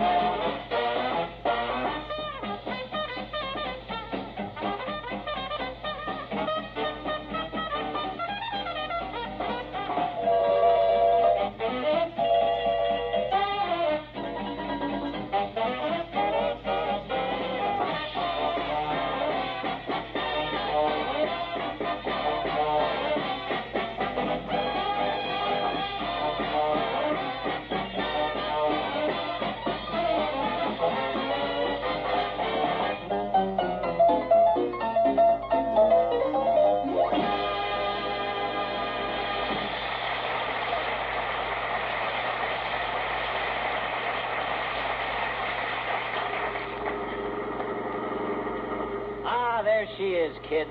Dugan's beautiful lake. Yes. Slow down, McGee. There's Holy and Mr. Wilcox waiting for us. Yeah, I see him. I'll stop right next to him. Need any help getting your foot out of the floorboard, Fireball? Don't worry about me, Doctor. When I stop, I stop. Okay, fellas, here we are. Well, we just got here ourselves. Hello, Molly. Hello, Harlow. Hello, Holy. Hello, Doc. Hello, Mr. Wilcox. Hello, Ole. Hello, Doc. Hello, Mrs. You guys are all through bowing and scraping. Let's go fishing. Help Doc with the lunch basket, Junior. Ole, you grab the tackle boxes. No, you better help Doc with the lunch. Molly, get the tackle. No, Harley, you get the tackle. Molly, you take my fly rod. No, Doc, you take We'll my unload the car, dearie. Just get out. Yes, get out. Trying to help. Ah, it's great to get out of doors into the great out of doors. Perfect weather. Yep, crisp and clear. Boy, will I reel him in today. In weather like this, I can't miss like I never do anyhow. Now it starts to get a little windy. Ah, good old Dugan's Lake. Reminds me of a place I used to fish up in Wisconsin. Lake Wakaminipatapooga. Wakaminipatapooga? Yeah, it's Indian. Indian name meaning maybe fish don't bite here, but watch out for the mosquitoes. It was on that lake that I made the greatest catch of my life. Here it comes. Yep, caught myself a 3-pound rainbow trout. What's so great about that? This baby had one little added feature. He could talk. A talking fish? Yep. I just hauled him into the boat and was taking him off the hook when he gave me a kind of a dirty look, and he says to me, he says, "Hey, watch it, bud, that hurts." Oh, this I don't believe. What do you mean you don't believe him? Did you ever have a hook in your lip? Probably did hurt. No, pal. Holy didn't. Anyhow, I figured I could make a fortune with the talking trout, so I sat right down with him there on the shores of Lake Wakaminipatapooga, and I worked us out of order the lesson. Taught him a few jokes, a time step, and 2 choruses of side by side, and we were all set for the big time. Oh, this is just ridiculous. Let him go, Ole. Just let him run. I was about ready to go into town and wire a booking agent when all at once the trout went temperamental on me. Yep, started arguing about money. I offered him $100 a week, but he wanted $500. Pretty ungrateful of him, pal. Yeah, especially for a fish that never had more than a couple of fins. Well, sir, I finally went up to 200 clams and a bucket of worms a week, but he was stubborn. Look, he says, giving me that cold eye, "I ain't leaving this lake for a cent less than $500, and that's my last word," he said. I hope it's yours. Well, it was his last word, all right, because I got tired arguing with him, and I had him for dinner. Aspirin, anyone? Is aspirin the strongest you have, Doctor? Gee. Remember the talk we had before we left about tall tales? Yeah, but what that got to do I with told you I'd already talked to the boys about this. Now, here's our proposition. We'll forgive you for Lake Wakaminipatapooga, but If you make up any more yarns today, we're going to throw you into Dugan's Lake. Yeah, with a 1, 2, 3 and a yo heave ho. Oh, now, gee whiz, fellas. I won't lift a finger, boys. Well, okay, that's fair enough, fellas. I won't exaggerate a thing today. And if I do, you can toss me in the lake. I'll stick to the absolute truth, so help me. Ah, this'll be the day. Grab your tackle, men, and let's fish.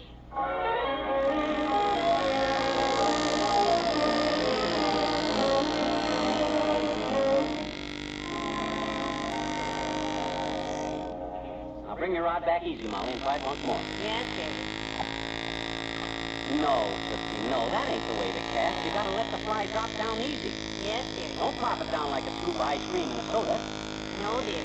And you too, Doc. Don't drift that fly down on the water like a cobweb. You want to pop it down a little, attract the fish's attention.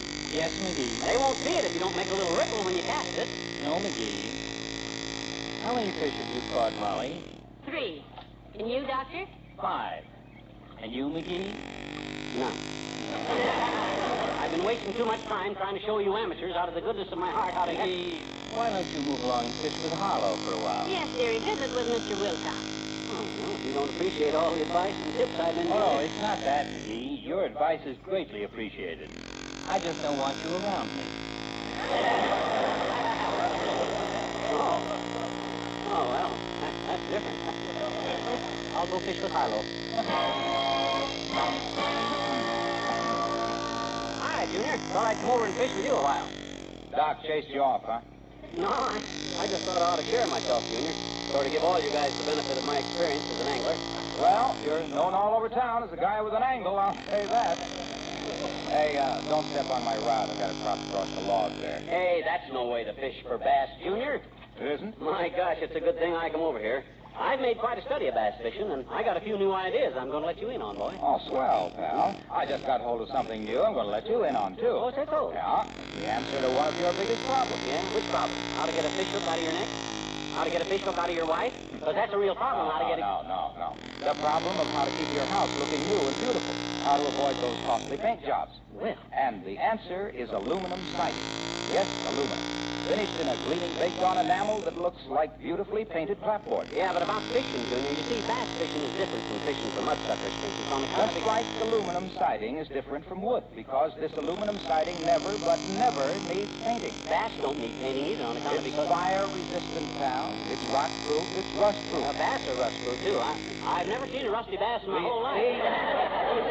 Being aluminum, it reflects the sun's rays away from your house, keeps you cooler in summer.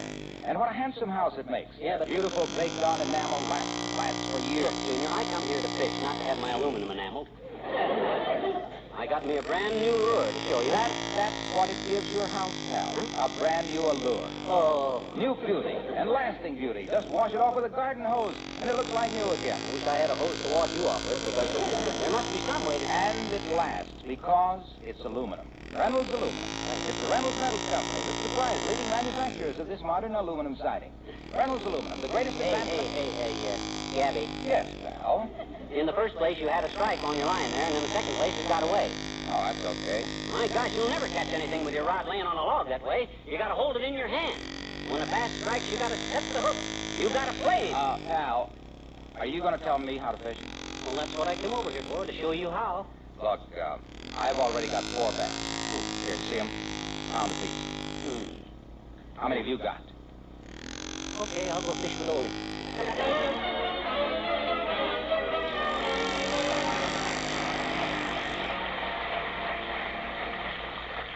Hi, Ole. Thought I'd come over and fish with you a while. Still can't chase you off, huh? No, I'm just trying to be fair, that's all. Give everybody a break. How are you making out? I get text racing. Oh, that's not bad for a beginner. McGee, I was catching fish when you was still shoeing your toes in the crib. I fish all the time back in Sweden. Oh, you did, eh? Sure did. Every day I go out with my friend Jan Jensen. Oh? That's the one that the girls all call Pretty Boy. Oh, Jensen, he was a good looking fella. Yeah, I sort of figured that. But he liked the fish better than he liked the girls. Oh? And near where we lived was a lot of bass that nobody could catch those bass like Jensen could. Big mouth? No, Jensen was a good looking fella. He had pike in Sweden, too, and the record for that special kind of pike was caught by Jensen. Walleye? No, Jensen was a good-looking fella. The biggest thing he ever hooked was a shark. It was one of those that scares you to look at, you know, but Jensen, he tries to land it. Shovel nose? No, Jensen was a good-looking fella. I tell him, cut the line and let the shark go, but he won't listen. So his rod gets pulled out of his hands and carried away by that big shark. Hammerhead? Jensen sure was. Good-looking for stuff. So, can you talk about fish? So steady, huh? Big bass just rose out there again. I've been watching him. He's a popper. Where? Where'd he rise? Where is he? Out by the big rock. I've been watching for an hour. And as soon as he works in close to shore, I'll drop it. Hey, stand back. I'll cast out there. I can reach it. Oh, don't splash your line out there, McGee. I saw him first. What do you mean? It's anybody's lake. I got as much right to scare him away as you have. McGee, for an hour I watched that bass. I'm asking you like a gentleman. It's a free country. I got a license. If I can get my fly out there to him, I'll... What you laying down your rod for? What you taking off your coat for? What you rolling up your sleeve for? Okay. If that's the way you're going to act, I'll go fish by myself.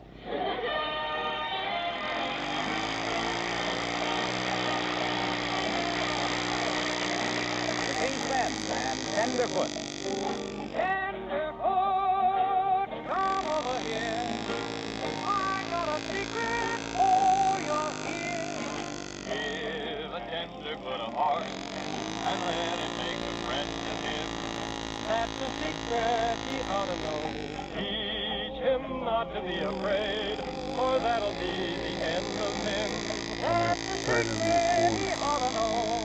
Let him learn to work and sweat, to roll a cigarette, to ride the range you met.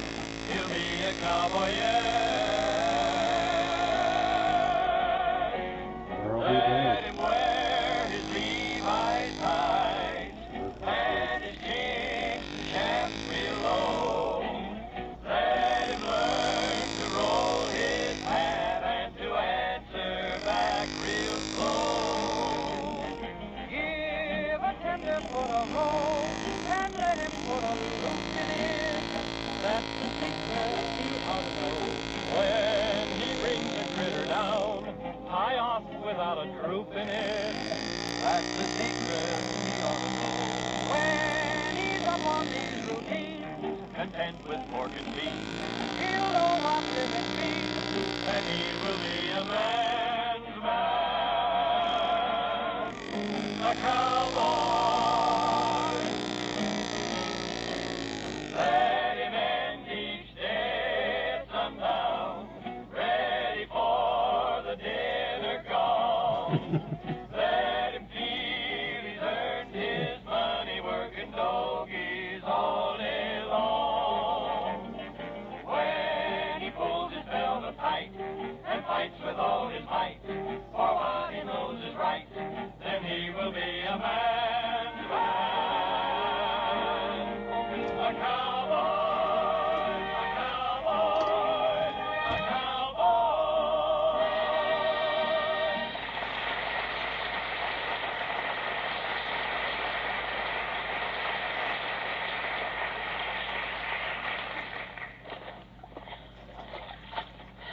Nobody wants to fish with me, huh? Nobody even wants me around. Okay, I'll show 'em. I'll catch a bass that'll make what them guys have got look like a fugitive from a sardine can. I saw a big one last year up around this bend here, and if I'm lucky... Oh, hi, old-timer. I didn't see you there. What you doing out here, fishing? You guessed it, Connie. Wouldn't come all the way out here just to wash my worms. My gosh, you fishing with worms? Is there something else to fish with? Certainly. Gee whiz, all us experts use flies, boy. Worm fishing, that's for kids. Well, I guess I'm just a child at heart, Johnny. I don't understand fly fishing, but I dig worms. Well, you never catch anything that way. Let me show you how to use a dry fly. That's very friendly of you, Johnny. Careful, don't step on that string of bass there. Bass? Oh.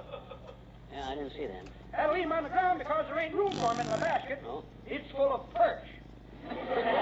Now, what was you saying about fly? Forget it. Got the extra worm? Oh, handful. Give me one. Not doing so good, huh? Frankly, old-timer, I'm desperate. There, I got one. Now stand back, will you? I'm going to cast over by that sunk log over there. Now watch it. That's where I want it. There, you been out here long? Quite a spell, Johnny. Left town this morning right after the big excitement. What big excitement? You ain't here? No. A lion escaped from the Wingding Brothers Circus. A lion? The town ain't been so electrified since they took down the gas lamps in 1911. Anybody hurt? Only the chief of police. Oh? He sees the lion coming, yanked out his gun, and shot himself in the foot. The lion meandered on down Oak Street and stuck his head in Hogan's hardware store. Yeah. Most of Hogan is still stuck in a stovepipe that he tried to crawl into. Then a critter headed out of town and was last seen. I got one. I got a strike. I see him, Johnny. Hey, look at him skip by. Oh, brother, I hope I can hold him. Man, oh, man, he... Wow, look at him break water. Hold him, Johnny. Keep him right up. Give him line. Oh, I hope I can land this. Let him run. Drag him in. Give him line. I'm trying to keep him. Keep him right up. Hold his head down. Okay, give him slack. Keep it tight line. Let him run. Hey. Holy smoke, I gotta concentrate. I'll get the net. Yeah. Oh, he's firing now. He's coming in. Boy, oh, boy. Now watch it with that net. Easy, easy. Here he comes. I'll get him. Got it. Oh, smoke, look at that bass. Long as your arm. Here's a doozy, Johnny. Biggest big mouth bass ever seen. Oh, this is wonderful. Wait till them wise guys around the bend see this baby. Boy, oh, boy, this is my day. Well, drag him in the grass there while I get out my pocket scale. All right. Look at that mouth. Ah. Like to have that full of bull moose nickels. Let me hang the scale on this tree limb here. That's it. Come on now, hang the bass onto it. Careful now. Hook his heel over the hook. That's it. There you are. Wow. 10 pounds, 8 ounces. Well, 10.5 pounds. Why, that's a record. Wait till Doc Gamble and them other mugs that doubted me. Wait till they... What was that noise, old-timer? Oh, look over yonder, Johnny. Coming through the brush. Oh. The tall tomcat ain't been taking vitamine pills as an escaped lion. Oh, my gosh, he's heading right for us. What'll we do? Let's do it fast while I got the strength to do it. Better duck behind that big oak tree and don't get in my way while we're ducking. Scoot over, will you? Squint down, old-timer. Give me room. Stop turning over me, Johnny. Get your hind foot out of my hip pocket. I don't think the lion saw it. He's just sort of prowling around. He's sniffing at your fish, Tom. Sniffing my clavicle, he swallowed it whole. You see that? Bones and all. Oh. Went down his gullet easy as an oyster. Well, there he goes, back through the brush, with my big mouth bass for ballast. Well, what do we do now? I'm going to shake for about 15 minutes. Now running it down to the circus folks and tell them where I seen the lion. I'll go tell Molly and the guys what happened. Ah, this is the biggest day of my life. 10.5 pounds that baby weighed. I'm the big mouth champ of the whole county. River McGee, the big mouth champion. Hey, Molly. Hey, Molly. Hey, Molly. Hey, fellas. Hey, Doc. Hey, fellas. I done it. Hey, Ollie. Hey, fellas. I done it. What is it, dearie? What's the matter? Stop jumping up and down, McGee. What happened? I done it up the lake with my little fly rod. I caught the biggest bass ever come out of this lake. 10 pounds and 8 ounces. Great Scott, 10 pounds? 10 pounds and a half. Good for you, dearie. Hey, that's a big fish. Yeah, that's great, McGee. Where is it? Let's see it. Yeah, don't keep us in suspense, pal. Where is it? Show it to us. Well, I can't show it to you. I hung it on a tree and, well, it weighed 10.5 pounds, you see. Yeah. Well, I was getting ready to bring it over here and, Well, where is it? Bird got it. well, a lion ate it.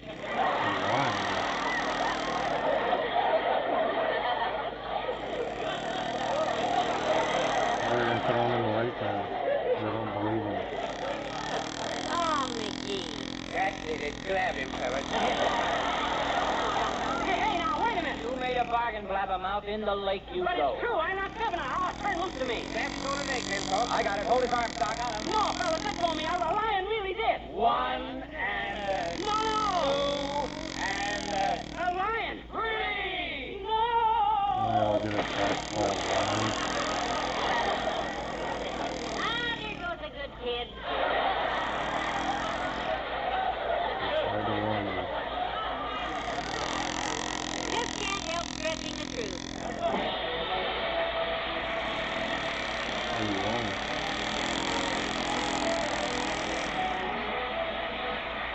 Fibber and Molly return in a moment.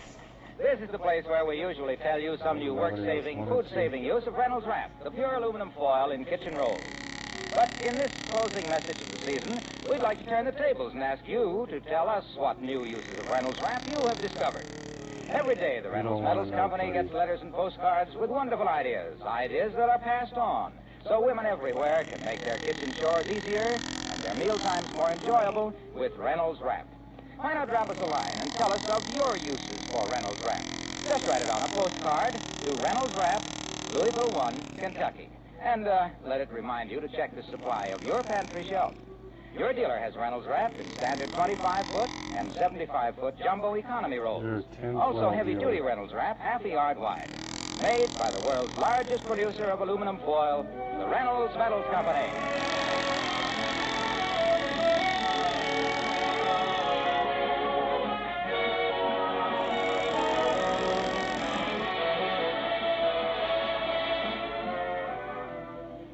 Well, McGee, it's time to say goodbye again for the summer. Yep, it's been another swell season, hasn't it? How many years is this now on NBC? 65 or 73? Well, I forget, but we owe a lot of thanks to a lot of nice people. Yes, we do. All of us on the show here want to thank our sponsors, the Reynolds Metals Company, and thanks to NBC for the use of the hall. And especially thanks to a lot of good friends who have listened to us every Tuesday night. We hope you all have a very pleasant summer. Yes. And keep a tube burning in your radio, will you? We'll be back in the fall. Good night. Good night, all.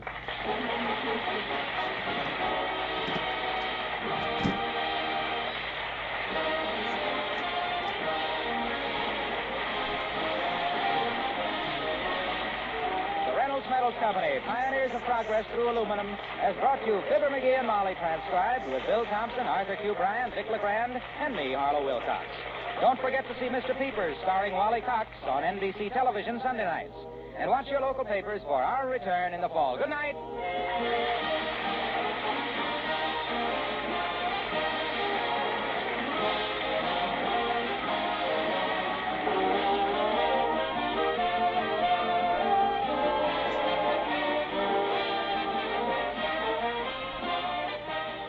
Tonight, play Two for the Money with Herb Schreiner on NBC.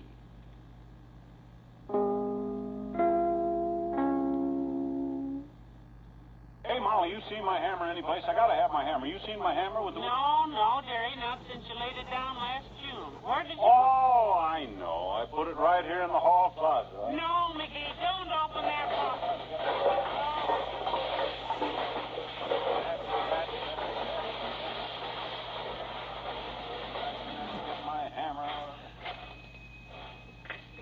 Yes, it's Fibber McGee and Molly.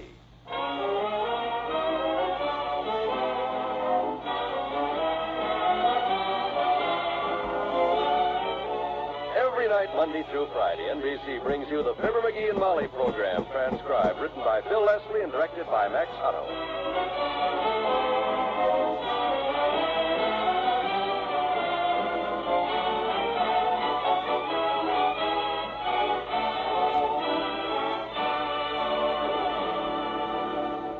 The safe driver.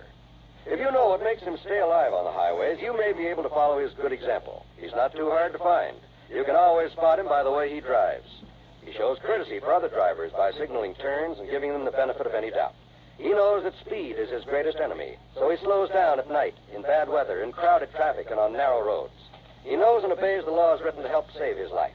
And most important of all, he drives as though the country's highway accident problem is his personal problem, which it is. Remember, few accidents happen with safe drivers. Are you one of them?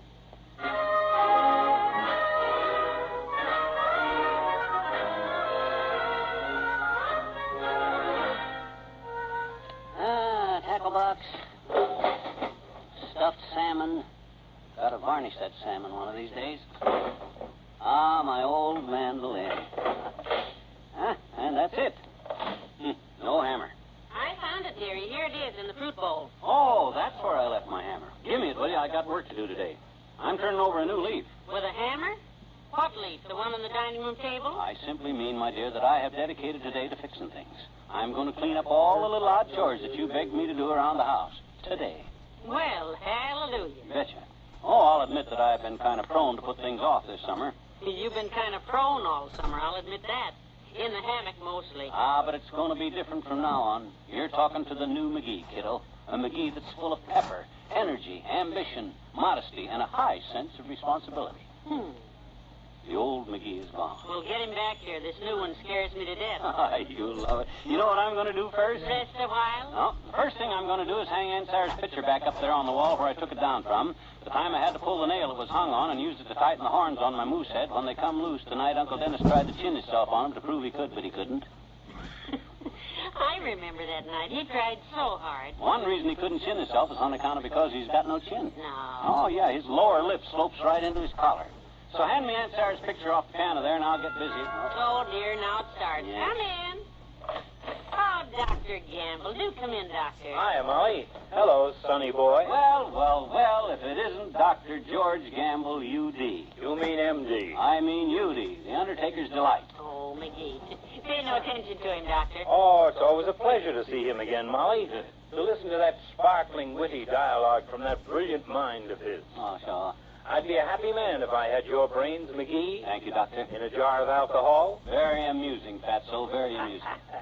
But don't stand there, lard bucket. Pull up a sofa and set a spell. Well, what'd you do all summer besides put on 50 pounds or so? Well, the doctor doesn't look any heavier to me, McGee. Are you, Doctor? No, as a matter of fact, Molly, I lost a few pounds this summer. Good for you. For a few days, that is. Found them later, though. They'd slipped down into my vest. They're still there, too. Well, you kids go ahead and gab a while. I got work to do here. He's cleaning up a few little chores for me, Doctor. Yeah, first thing I got to do is hang this picture of Molly's Aunt Sarah's up. Get a load of this chromo, will you, Fatso? You ever see a puss like that? Well, I must... Looks like something a near-sighted duck hunter just shot a broom out from under, don't you? Now, McGee, don't start on Aunt Sarah. Well, she seems to be a very nice-looking woman, Molly. Shouldn't have had the picture taken when she wasn't well, though. She's obviously in considerable pain. Pain? Why, she's smiling, Doc. Oh? Why, when she turns on her flashiest smile, looks like she's getting rid of an olive pit. Boy, she's the type Now, of... McGee, that's enough about Aunt Sarah. Okay. She's really a very sweet person, Doctor. That wealthy aunt, is it? Oh, that's the one. Loaded.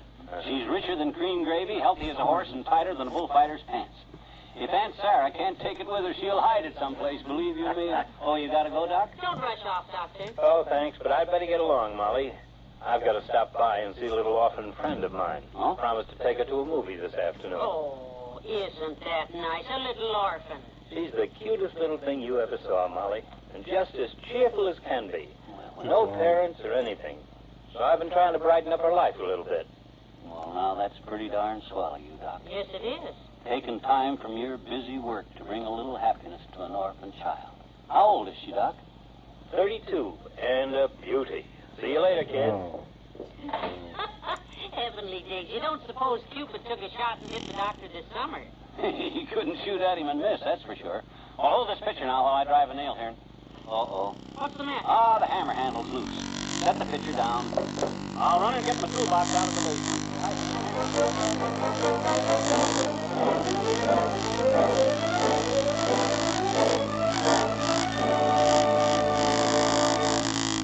It once seemed that everyone in America was named Smith, Jones, or Brown. But that was a long time ago, and the chances are quite good now that the next person you meet will be Mr. Cohen or Miss Perotti or Mrs. Schumann. Perhaps because so many Americans have roots in the countries of the old world, we're anxious to help those in Europe and Asia who are living in need, or who are actually starving. That's where CARE comes in. For $6.95, CARE delivers a new budget food package in 14 European countries. Or for $10, CARE delivers baby food, knitting yarn, or a pure wool blanket. If your name is Smith, Jones, or Brown, and you don't know anyone in the war-ravaged countries, CARE will choose a needy family for you, and you'll very likely hear from them after they've received your package. Just send $10 or $6.95 to CARE, New York.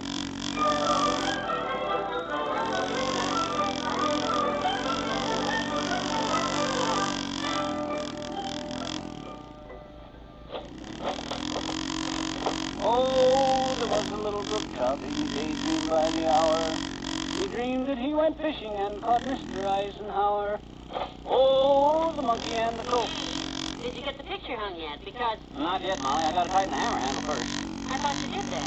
You said you had something in your toolbox to fix it with. Well, the toolbox will need a scan. Lock's busted. I'll have to get my screwdriver and pry the lid off, so... Hold everything, dearie. You know, this is getting to be just like Tuesday night. You know that, don't you? It better be. Well, come in. Oh, hello, Mr. Oh, hi, Wimp. Come in, boy. Hello, Coach. We haven't seen you for months, Mr. Wimple. Have a nice summer? Oh, yes, Mrs. McGee. Sweetie and I... Who, Wimp? Sweetie, my little wife. Oh. Sweetie wanted to go to the seashore for the summer, and I wanted to go to the mountains. We couldn't agree, so I said, dear, I said, I'll get a coin and flip you for it. Fair enough. But she said, no, Wallace, I'll flip you for it, and she did. Flipped me over her shoulder and out the window. And I ran through the garage and down the alley and took a bus to Yellowstone National Park. It was lovely. Yeah, we've seen it. In Newsville. Did you see the guys there, Mr. Wimple? Oh, yes. Old Faithful Tiger. That's me. No, Wallace, no, Old Faithful, they call it. Not Faithful. Did you ever lean over it when it went off, Mr. McGee? My goodness. I got my whole face full of Old Faithful, all right. But I almost forgot what I came by for. What? Well, I wrote a sort of a welcome back poem for you and Mrs. McGee. A poem for us? Well, now, isn't that nice, McGee? I don't know, I haven't heard it. I'll read it to you. I call it, Welcome back to Mr. and Mrs. McGee, who are going to be heard over this network every night, Monday through Friday, inclusive. That don't rhyme. That was just the title, Mr. McGee. The poem goes, Welcome to Mr. and Mrs. McGee, back again on NBC. As I look ahead, it makes me shriek. What do you do 5 times a week? Goodbye now. And then he walks out. You know, that's a pretty good question at that. Yeah, well, maybe I can get back to work here now. Where was I? Well, you were about to hang Aunt Sarah's picture. Oh, yeah. But the hammer handle is loose, so you got the toolbox to get a metal wedge to tighten the hammer handle. Oh, yeah, and the toolbox lid is stuck, and I gotta have the screwdriver to pry it open to get the wedge to tighten. Okay, I'll take it from there, Tootsie. Good. Now, let me see once. Where was I? Oh, where'd I put that screwdriver?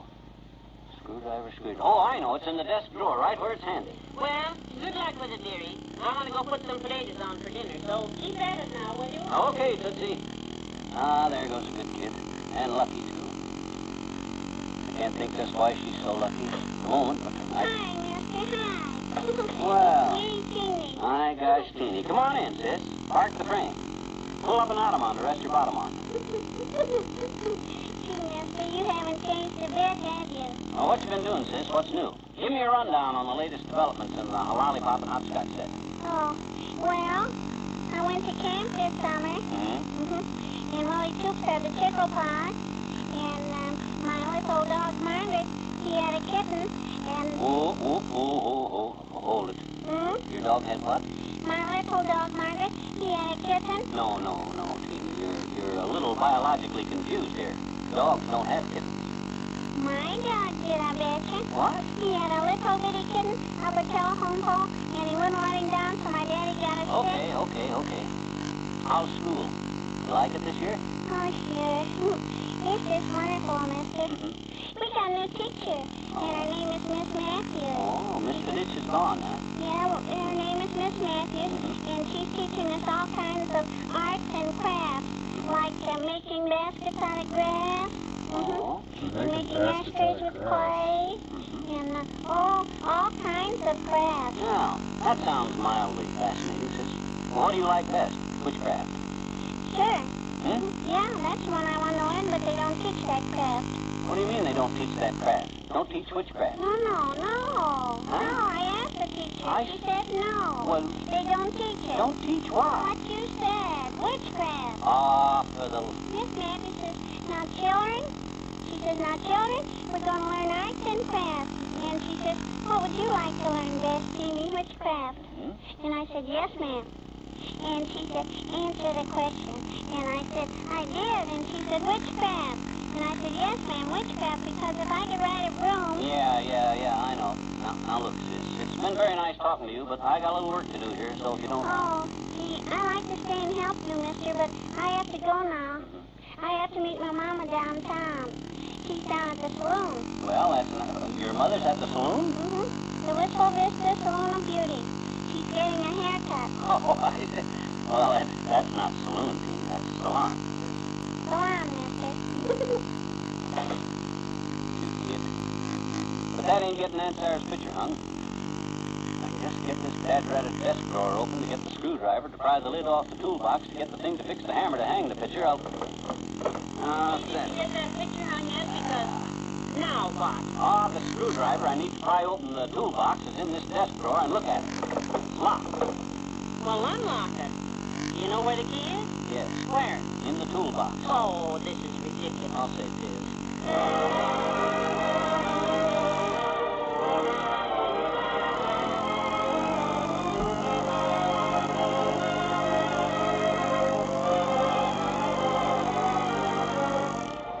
Fibber and Molly return in just a moment. You know, a lot of vacations start as a daydream and end as a daydream for lack of money. That needn't happen to you. You can have extra money when you need it. Simply join the payroll savings plan for buying United States savings bonds. When your bonds mature, you'll get back $4 for every $3 you invest. There's your extra money, your vacation, both guaranteed. Ask your employer about buying United States savings bonds to the payroll savings plan. Then join.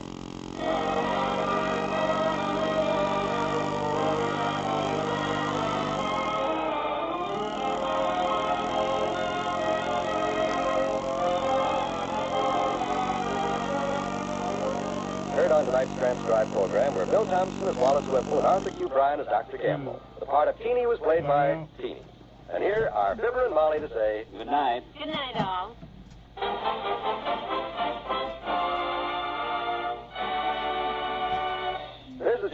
reminding you that Fibber McGee and Molly will be back tomorrow night at the same time. Hey, wait a minute. What do you mean tomorrow night? You mean next week? We won't be back till You'll just be here tomorrow, Buster, that's all. Same time. Okay. Good night.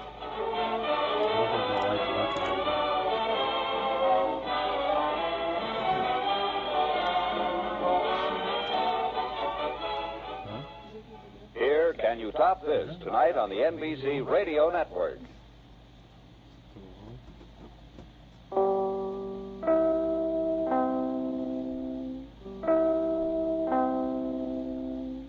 Who's the letter from, McGee? Government. Some general, it says on the envelope. Oh, no, they can't draft you again. Oh, the heck they... Yes, it's Fibber McGee and Molly.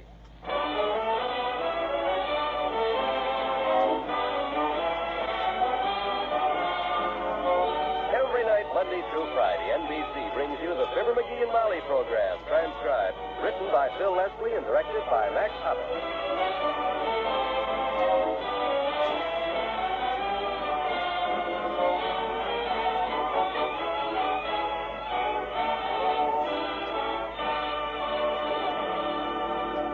Knowing what to do when accident or illness strikes your family is mighty important. The Red Cross trains millions of Americans each year in first aid, water safety, home nursing, and as volunteer nurses' aides. This training enables you to help the victim of an accident or to care for a member of your family who is ill. Volunteer nurses' aides assist professional nurses in hospitals and clinics, in blood centers, and with mobile blood collection units. This help requires skill.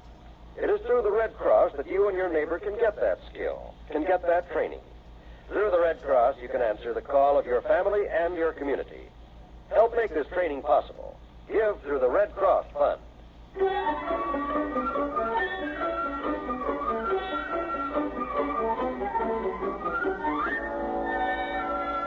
Well, go ahead, McGee. Open the letter. Which general is it from? The Postmaster General, kiddo. And if he's beefing about my box rent being overdue again, he can just go... Oh, listen to this, Molly. Says, Dear Taxpayer. They can say that again. Yeah. Says your new administration is conducting a survey of the Postal Department to learn whether you, the taxpayer, are getting the proper service. That's what I like about new administrations. They're always so friendly, aren't they? Yep.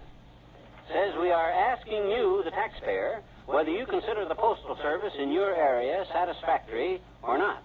Your prompt reply will help us settle the 777, and so forth and so on. And signed, Postmaster General. Well, bless their little political hearts. Write and tell them everything is just dandy and to let us know if they have a sale on airmail stamps. Boy, oh boy, how do you like that? Our own government asking me for advice. I hope they know how far their necks are out. Oh, boy, will I give it to them. I'll write them guys a letter that'll melt the bronze plaques off of every post office from Peoria to Punxsutawney, PA. I'll knock them out a nasty note that'll wake up the dead letter office. I wouldn't be... I'll blow the lid off the whole dad-ratted postal department. That's what I'll blow the lid off the whole. Why? Why? What do you mean, why? The post office wrote and asked me what do I think of the service, didn't they?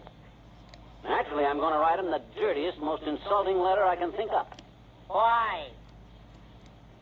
Look, maybe you don't understand, my dear. This is the government. Nobody ever writes anything nice to the government. They want to know what I think of the Postal Service, so Now, look, McGee, let's face it. Our mail service is just wonderful, and you know it. Every morning, come rain, snow, or stray dogs, that mailman climbs our front steps to bring you a circular, or a postcard, or a gas bill. And if he hasn't any mail for you, he rings the bell to apologize. Yeah. Fine thing, waking a customer up just to tell him he's got no mail. Well, any customer that has to be waked up at 10:30 in the morning doesn't deserve mail. Our postal service is just fine. Oh, yeah? You call it fine service last winter when I asked the mailman to mail a letter to Fred Nittany, and he says it isn't stamped, and I says, sell me a stamp, and he says I haven't got any with me, and he had to go clear back to the post office to get a 3-cent stamp for me, and when he come back with a stamp, he didn't even have change for a $20 bill? You call that service? Well, he finally just gave you the stamp, didn't he? Yeah, I believe he did at that. It was dirty, though. It had sleet and snow all over it. You're lucky it wasn't blood. If I'd have been that mailman... Hold it, Tootsie. Come in. Well, Mr. Oldtimer. Hello there, kid. Hi, daughter. Hi, Johnny. What's new? We were just discussing a letter McGee got. Yeah, you can give me your opinion on it, Old-Timer. What do you think about the U.S. mail? Well, now, I was just reading some statistics on that today, Johnny. Good, what's happened? Says the average U.S. male today is 2 inches taller than his grandpa was, weighs 160 pounds, likes bebop, baseball, and girls. He spends an average... No. That's not the kind of mail we're talking about. We mean the post office. Oh, he likes to play that, too. The average U.S. male is... Hey, hold it. I'm trying to tell you I got a letter from the government asking me what I think about the mail service, the post office department. So Oh, that post office. Well, now, that's a very fine institution, Johnny. That's what I keep telling him. I got a soft spot in my heart for the post office, kids. I never walk in there that it don't remind me of Papa. Your father? Was he a mailman or something? I never knew, Johnny. Papa left home when I was just a boy. Disappeared into the night. Every day after that, Mama used to go down to the post office. Oh, waiting for a letter, was she? Nope. She just went in to admire Papa's picture on the wanted posters. Had a very fine likeness of him that John Darms did. He ever come back home? Well, it was very interesting, Johnny. I got so sick and tired of looking at that bald puss of Papa's that I snuck in there one night with a charcoal and grew a big head of hair, a mustache, and a full beard onto him. That done it. What happened? Cops took a look at it the next morning, went out and arrested General Grant. Oh, for the love of you. Papa come home and him and Mama lived happily ever after. And that's why I love the post office. So long, kid. So long.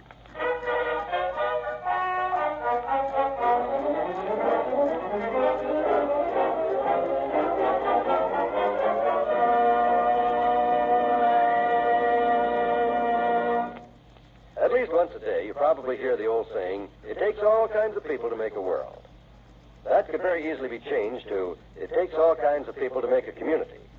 In your community, there are people of different races, creeds, and nationalities. Each of them has something to give to the community, his strength, skill, or knowledge to make it a better place. When you let racial or religious prejudice influence your community life, it's yourself that you're cheating. It's your country's good name that you're tampering with. Let's read the old saying this way. It takes all kinds of people to make a community or a nation strong.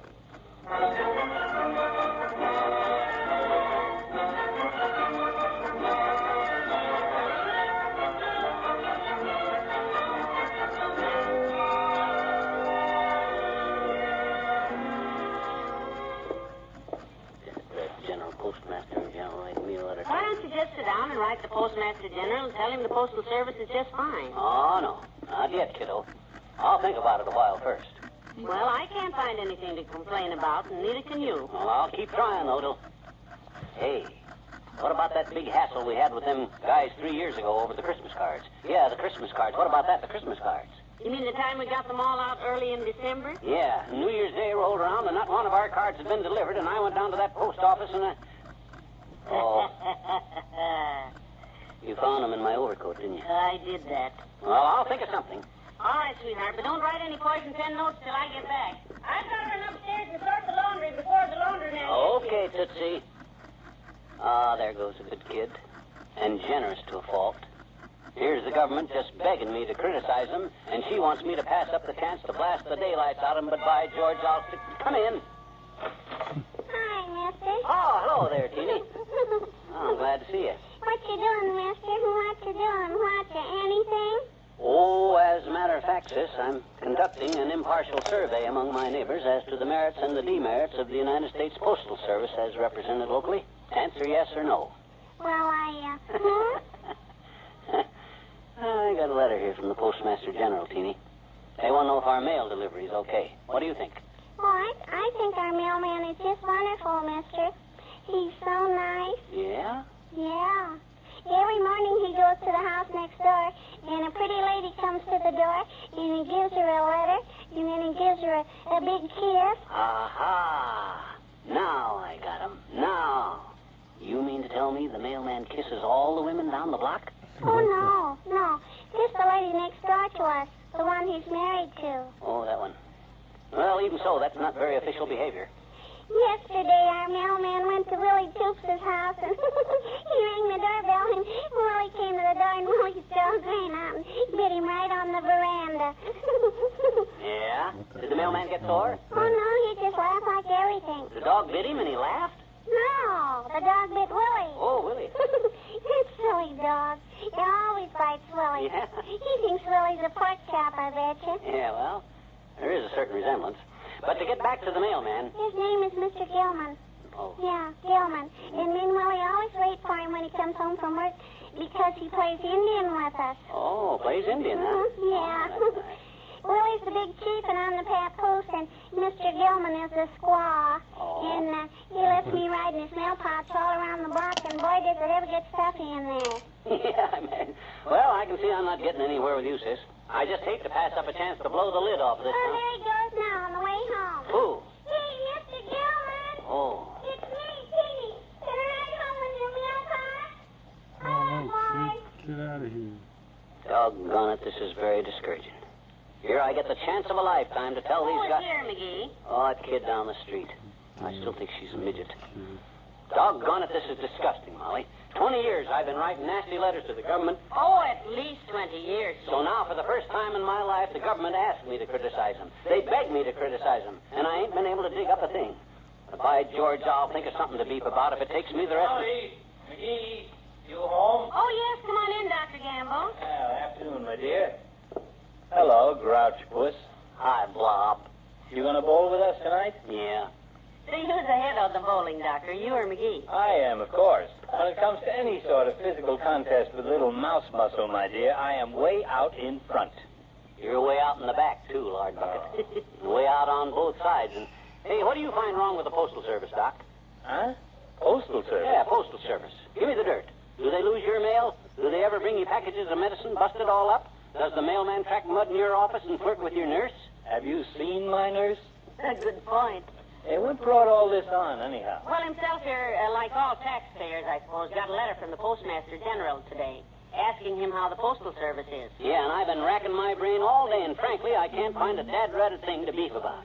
Ain't that disgusting, Doc? I can see how you feel. It's a dirty, underhanded trick. That's what it is. Yeah. If they'd asked me what I think about taxes or about them chug holes on 14th Street or how do I feel about the price of groceries. But no, they got to ask me about the Postal Service. Oh, come on, give up, McGee. Answer the Postmaster General's letter. Come on now. Here's a pen. Okay, I know when I'm licked. Yeah, and I know how it hurts you to write something nice. Yeah, well, gee whiz. Dear Mr. Farley, I got your... Hey, wait a minute, Farley. That's what it says on the letter, stupid. James A. Farley, Postmaster General. Let's see that. Heavenly days, look at the date. Huh? Oh, my gosh, November 23rd, 1932. Great Scott. Oh, boy, oh, boy, oh, boy. Dear Mr. Farley, frankly, we find your mail delivery a little slow.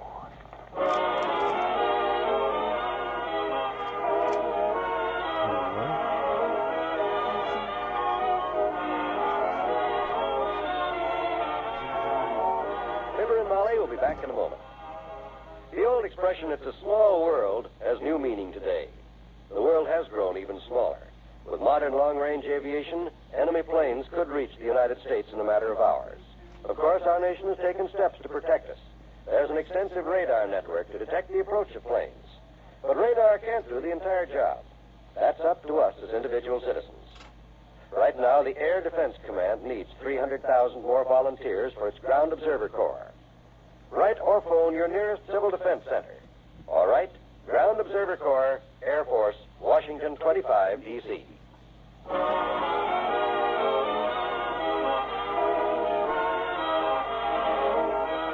NBC has brought you the Fibber McGee and Molly program, transcribed with Bill Thompson as the old-timer and Arthur Q. Bryan as Dr. Gamble. The part of Teeny was played by Teeny. And here are Fibber and Molly to say... See you tomorrow night. Good night. Good night, all.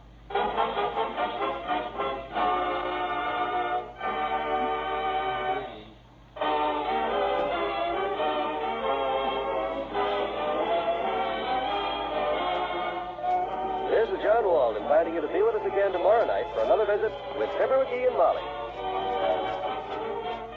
Just for laughs, listen to Can You Top This next on the NBC Radio Network.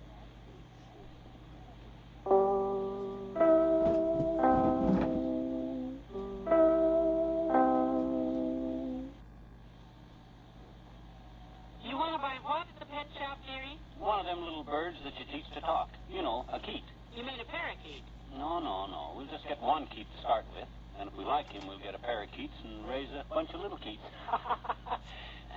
My gosh, don't you get it, Molly? It's a pun, the classical type of humor. It ain't funny, McGee. Yes, it's Fibber McGee and Molly.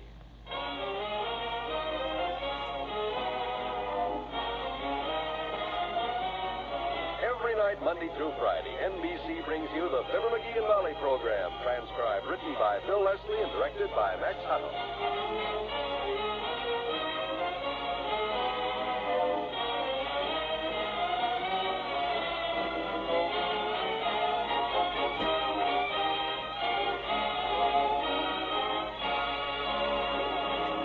Living here as we do in the midst of plenty, it's hard to realize that all around the world are men and women and children who are cold and frightened and hungry. We can reach out a helping hand to those unhappy people through CARE. For $10, CARE will deliver a food package in your name to any individual or any group you select in most any country in the world. For $6.95, CARE delivers a new budget food package in any one of 14 European countries. Or for $10, CARE delivers baby food, knitting yarn, or a pure wool blanket. The package CARE sends for you will contain more than you could send yourself for the same money. If you don't know anyone in the war-ravaged countries, CARE will choose a needy family for you, and you'll very likely hear from them after they've received your package. Just send $10 or $6.95 to CARE, New York.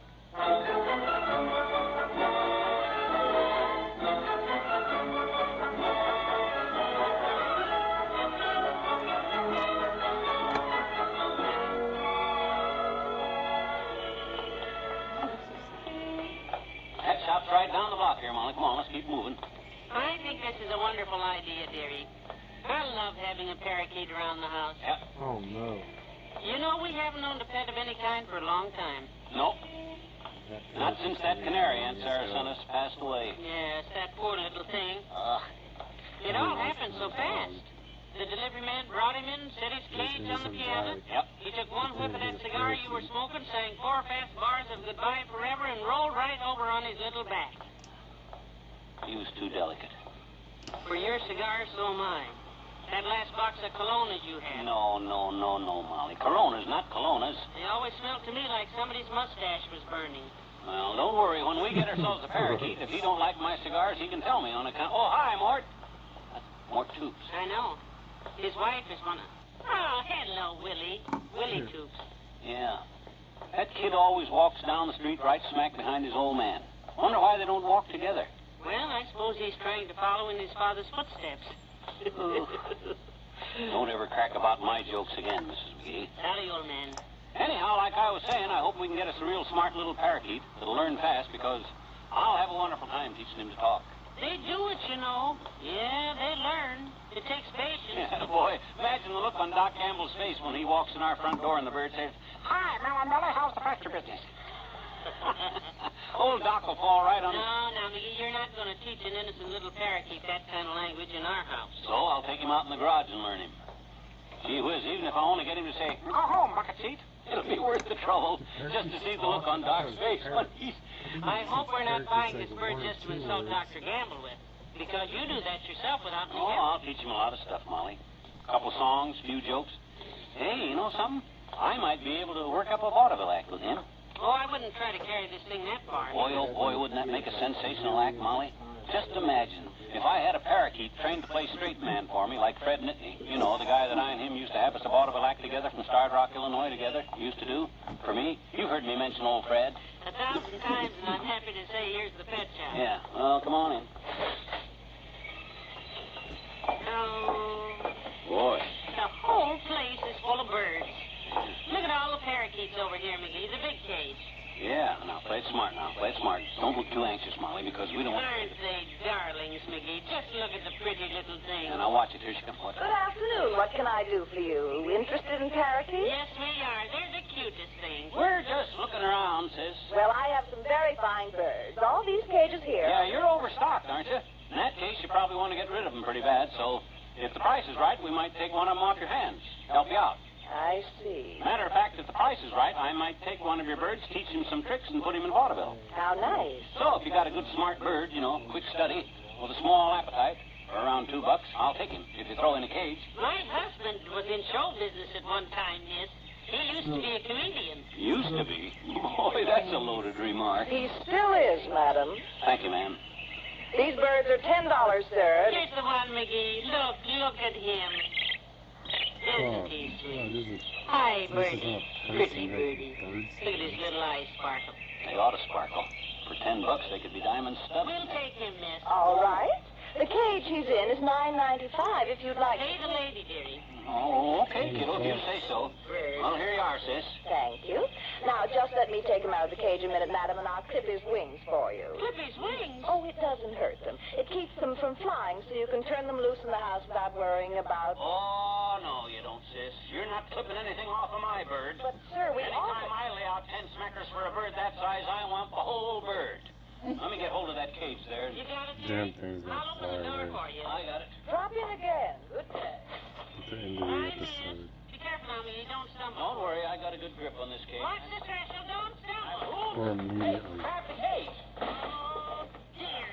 Where's the bird? There goes the damn Which way did he bird. go? Get up. Where'd he go? Well, where is he? Oh, Even there if he its goes. wings I are think clipped, you that's probably the wouldn't be able to snare, catch it. huh? Oh, there he goes around the corner. Come on, Molly. Maybe. Hey, Birdie, Birdie, Birdie. Hey, I don't know that much about birds. yeah, Birdie, Birdie, Birdie.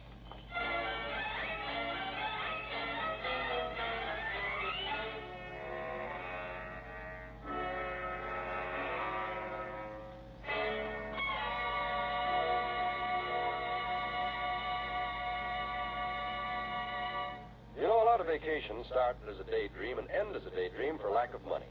That needn't happen to you. You can have extra money when you need it.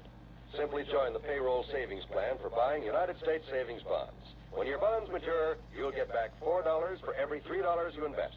There's your extra money, your vacation, both guaranteed.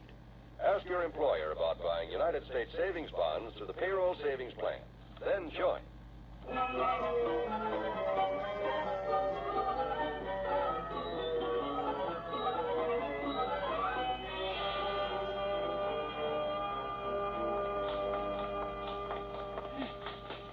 Here, Birdie. Here, Birdie. The freaking bird Here, is Birdie. gone. You see any sign of him, Molly? Not a sign. Oh, dear. Now, if this isn't the silliest thing. Yeah. Whew. Let me sit down on this bus bench a minute. Oh, boy, I'm bushed. Me too. I'm beat out like a ninth-inning bunt. My gosh, if that ain't the rottenest. Oh, hey, here comes Wallace Wimple. Wonder if he saw our parakeet. Hey, Wimp. Oh, my goodness. Hello, folks. Hello, Mr. Wimple. What are you doing way over here? We're looking for a bird, Mr. Wimple. Yeah, you see anything of a bird around here, Wimp? Oh, indeed I have, Mr. McGee. He's a I've been out bird watching all day, and oh, have I seen the birds today. Yeah? I saw a bobtailed wick thistle and 2 black crows and a red robin standing perfectly still. Is that a parakeet? Well, you see, Mr. Wimple, we happen to be looking for a particular bird. Oh, well, that would be the spraddle-headed beavy bird, Mrs. McGee. The what? It's a very particular bird, the spraddle-headed beavy bird. Oh? It eats nothing but beavies. Say, now, McGee brought one of those home from a hunting trip last year. I did? That was so full of beavies, it took 2 of us to lift it out of the oven. That was a goose, Molly. Well, it sure was full of beavies, I know. That was on account of because 5 other goose hunters shot the goose first. I had to shoot it on the way down. All this chatter's getting us no place, and I'm rested now. We're looking for a parakeet, Wimp. Parakeet? Yes. Oh, well, come on down to the pet shop. They have some dandy parakeets. No. We bought one there today, Wimp. We bought it and it got away. That's why we're here. We chased it 6 blocks. At least we thought we were chasing it, but it turned out to be a sparrow. Oh, well, I'll be glad to help you look for it, Mr. McGee. Swell. Well, you go that way, Wimp. Molly, you take Oak Street, and I'll... Hey, there it goes. Here, Birdie. That was a hawk, Mr. McGee. Oh, I thought he was flying kind of fast. Well, come on, let's get going.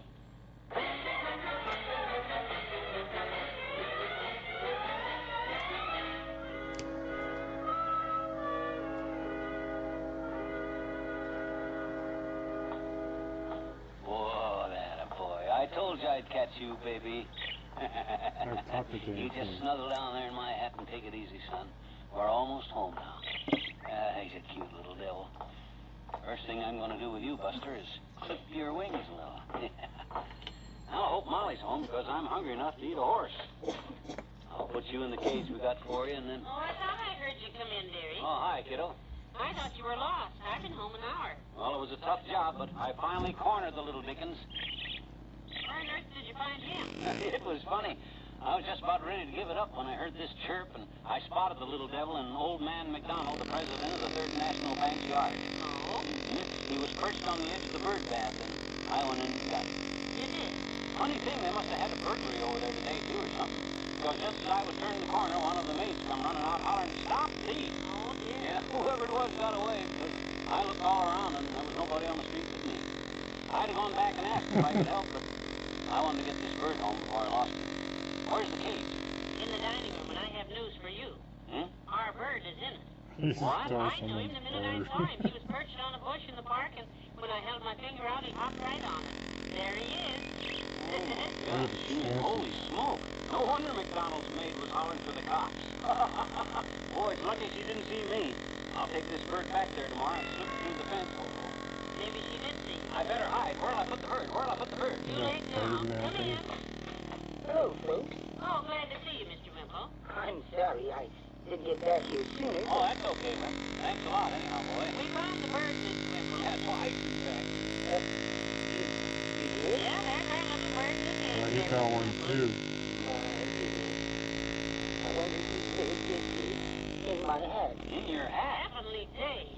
I wonder if it could belong to the little boy who kept running after me and screaming in Italian. There he is, my bird. The guy stole my bird. We start out to get ourselves a parakeet, kiddo. We get a parakeet. Whoa. Oh, this is probably Mr. McDonald now. 79 Whistle Dixon on him, McGee speaking. Who? It was somebody talking in Italian. I'm not here. Oh? Oh, yes. The parakeet. Oh, Old Man McDonald. Is that so? Well, fine. Thank you very much. Who was it? The pet shop. Yeah? They said when you fell down and dropped the cage, our little bird flew right back into the shop. What? She tried to call us, but we left too fast. Oh. She's holding him for us. We'll pick him up tomorrow. Boy, we'll have And I a got quartet. 4 parakeets. 2 of them stolen.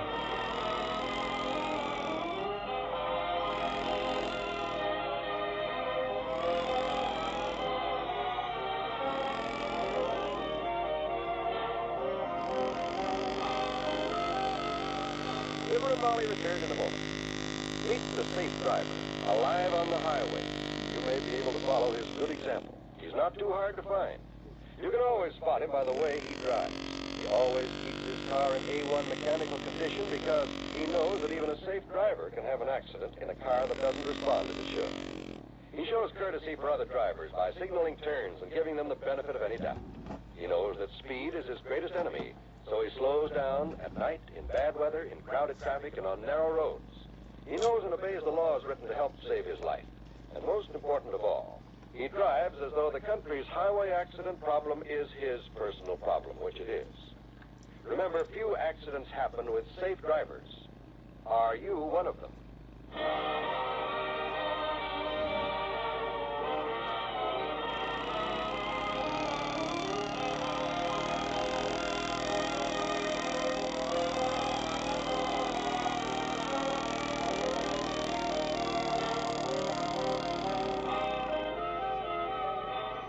NBC has brought you the Fibber McGee and Molly program, transcribed with Bill Thompson as Wallace Wimple and Mary Jane Croft in the pet shop. And here are Fibber and Molly to say, See you tomorrow night. Good night. Good night, all.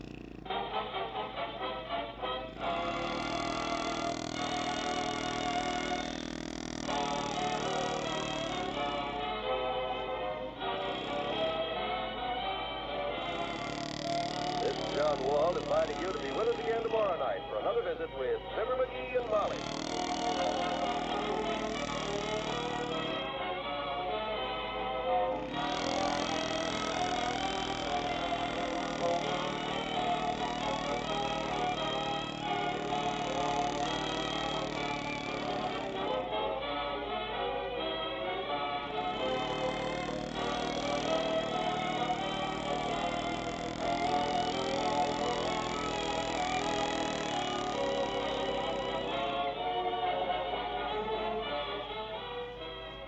Listen to Can You Top This tonight on the NBC Radio Network.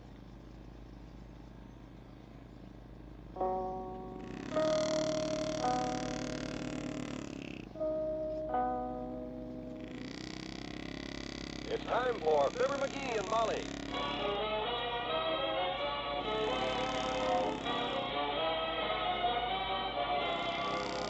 Every night, Monday through Friday, NBC brings you the Fibber McGee and Molly program, transcribed, written by Bill Leslie and directed by Max Hutto.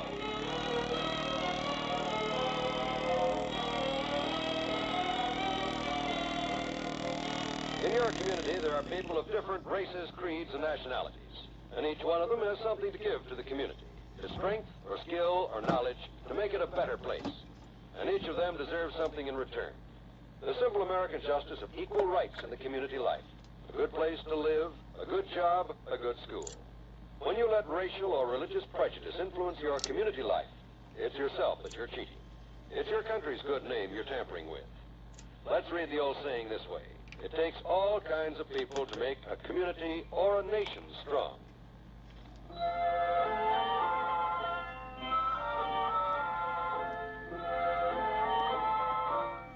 There was a new addition to the McGee household at 79 Wistful Vista yesterday, and both Mr. and Mrs. McGee are pretty happy about it. The little stranger, as yet unnamed, is a parakeet. He's sitting happily in his cage right now while the family flutters around him. You think he needs fresh water again, McGee? I'll get him some more bird seed. I just filled his bird seed in his water trough a minute ago, Molly. Isn't he cute, dearie? Look how brightly he looks at us. Yeah, he is a chipper little Dickens. Hi, Buster. Isn't that sweet? You'd like to talk, wouldn't you, baby? Don't worry, he will talk when I get through training him, kiddo. After I work with him a while, I'll have him yakking his little head off. Won't I, boy? He didn't answer you. Wait till I teach him to greet Doc Gamble every time he comes in the door. Watch this now. Look, Birdie. Here, Buster. Listen to me, boy. Listen. Hi, Fatso. Say that. Hi, Fatso. Hi, Fatso. He's trying. Did you hear that, Molly? You hear that? Did that sound like he was trying to say hi, Fatso? Frankly, sweetheart, no, it didn't. Sounded more like he's trying to say, go away, boy, you bother me. Don't make him nervous now. He has to get used to us, you know. Sure he does, and the sooner the quicker. Such a bright little thing. I'll bet we can teach him to say a few words. A few words? Boy, I'm going to teach this baby a vocabulary that'll make... Who's that? Can you see? Well, I can only see part of him through the front window there, but it looks like it might... That's him, all right. You can only see part of him through that picture window. It's got to be him. Come in, Doctor. Hello, Dr. Gamble. Hi, Molly. They told me downtown you bought a... Oh, is this him? Hiya, Birdie. Isn't he sweet, Doctor? We love him already. Don't get too close to him, Fatso. They're wonderful pets, Molly. I'd love to have one. Pretty birdie. Pretty birdie. Look out now. Don't leer at him like that, Doc. Get your face back from that cage. Want to scare the feathers off him? Oh, don't be so stingy. I'm not going to hurt your bird. Gee, I just wanted to talk to him a little bit. You go right ahead, Doctor. Oh, don't get too close to him, though. You might give him something. McGee, the doctor isn't going to hurt him. Of course not. All this fuss now over a little bird. I better cover his cage, Molly. He's liable to catch cold. Yes, he might. It's awfully windy in here. That stingy thing. Well, I don't want to be unreasonable, Doc, but I got plans for this bird. McGee's going to teach him to talk, Doctor, he says. Going to educate him. Yeah. Fine. Maybe the bird can return the favor and educate McGee.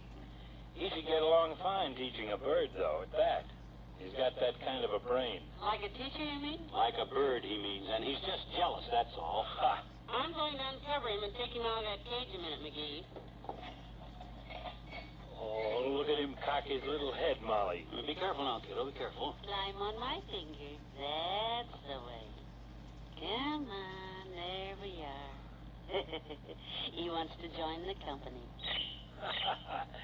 Let me hold him a minute, Molly. Push him on my finger. No. You better hold him, Molly. We'd like to, Doc, but the birds are delicate. Oh, McGee, what could possibly happen? It's too risky. I'm not going to beg you, Molly. I'll go. Oh, Doctor, I don't know what makes I'll just tell you one thing, though, you selfish little squirt. You'll never wear my white coat or my stethoscope again. Well... Next time you want to have your picture taken, borrow somebody else's. I came all the way over here just to bring you something, too. But I'm not going to give it to you. Let him hold the bird, Molly. Let him hold the bird. Here, Doctor. Climb on the doctor's finger. That's it. Oh, look at him, Molly. He likes me. I'll break him of that. Nice birdie. Nice birdie. Pretty birdie. Cheep, cheep. That's enough. That's enough. Here, I'll take him. Attaboy. Well, what'd you bring me, Doc? You said you brought me something. I did. Made a special trip over here. Here it is. Yeah, well, what is it? What is it? Your August bill. Good day, Molly. Why, of all. I'll walk to the door with you, Doctor. I want to see if there's any mail I don't think anyway. you're gonna win. That ain't This is the gonna go dirtiest. good. So long, Just pigeon. kind of He's shooting not a at. pigeon. He's a parakeet. They're shooting at you. Wonder if he meant No me. way. Well, you see how it is with him, Buster. Gotta keep on your toes every minute. Now listen closely. I want you to learn this, He Buster. was trying. Get lost, pretty hard. Fatso. Go fry a pig. Get lost, Fatso. Go fry a pig. Can you say that? Pretty good. That didn't happen. Can, huh? Well, we'll just have to keep at it.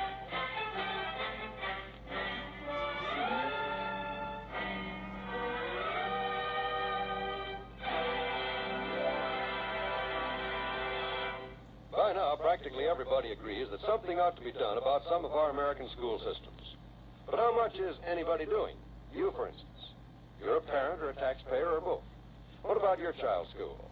Have there been any additions to the school facilities in the past 10 years to take care of the increased number of pupils? How about the teachers? Do they have a fair chance to fulfill their job? Or are they working with too many students and too little pay? Is your school system one that will attract the better young men and women in the community to become teachers? If the answer is no, then you and your community have a job to do. Your local PTA and other groups are working on this job. Join them. Help your children to get the education they need and deserve. Yeah, I guess I'm not gonna ask people to do that anymore. PTA. Come on now, Buster. We'll try a hard one. Say, Peter Piper, Piper, Piper, Piper. Peter Piper, Piper, Piper. Too tough for you, huh? Okay, we'll try. Hi, Fatso. Yeah, come on. Oh, McGee, look what I found out in front. Passing by. Cora Burns from the malt shop. Hello, Mr. McGee. Oh, hi, Cora. I was telling Cora about our bird Oh, that's a parakeet, all right, Mrs. McGee.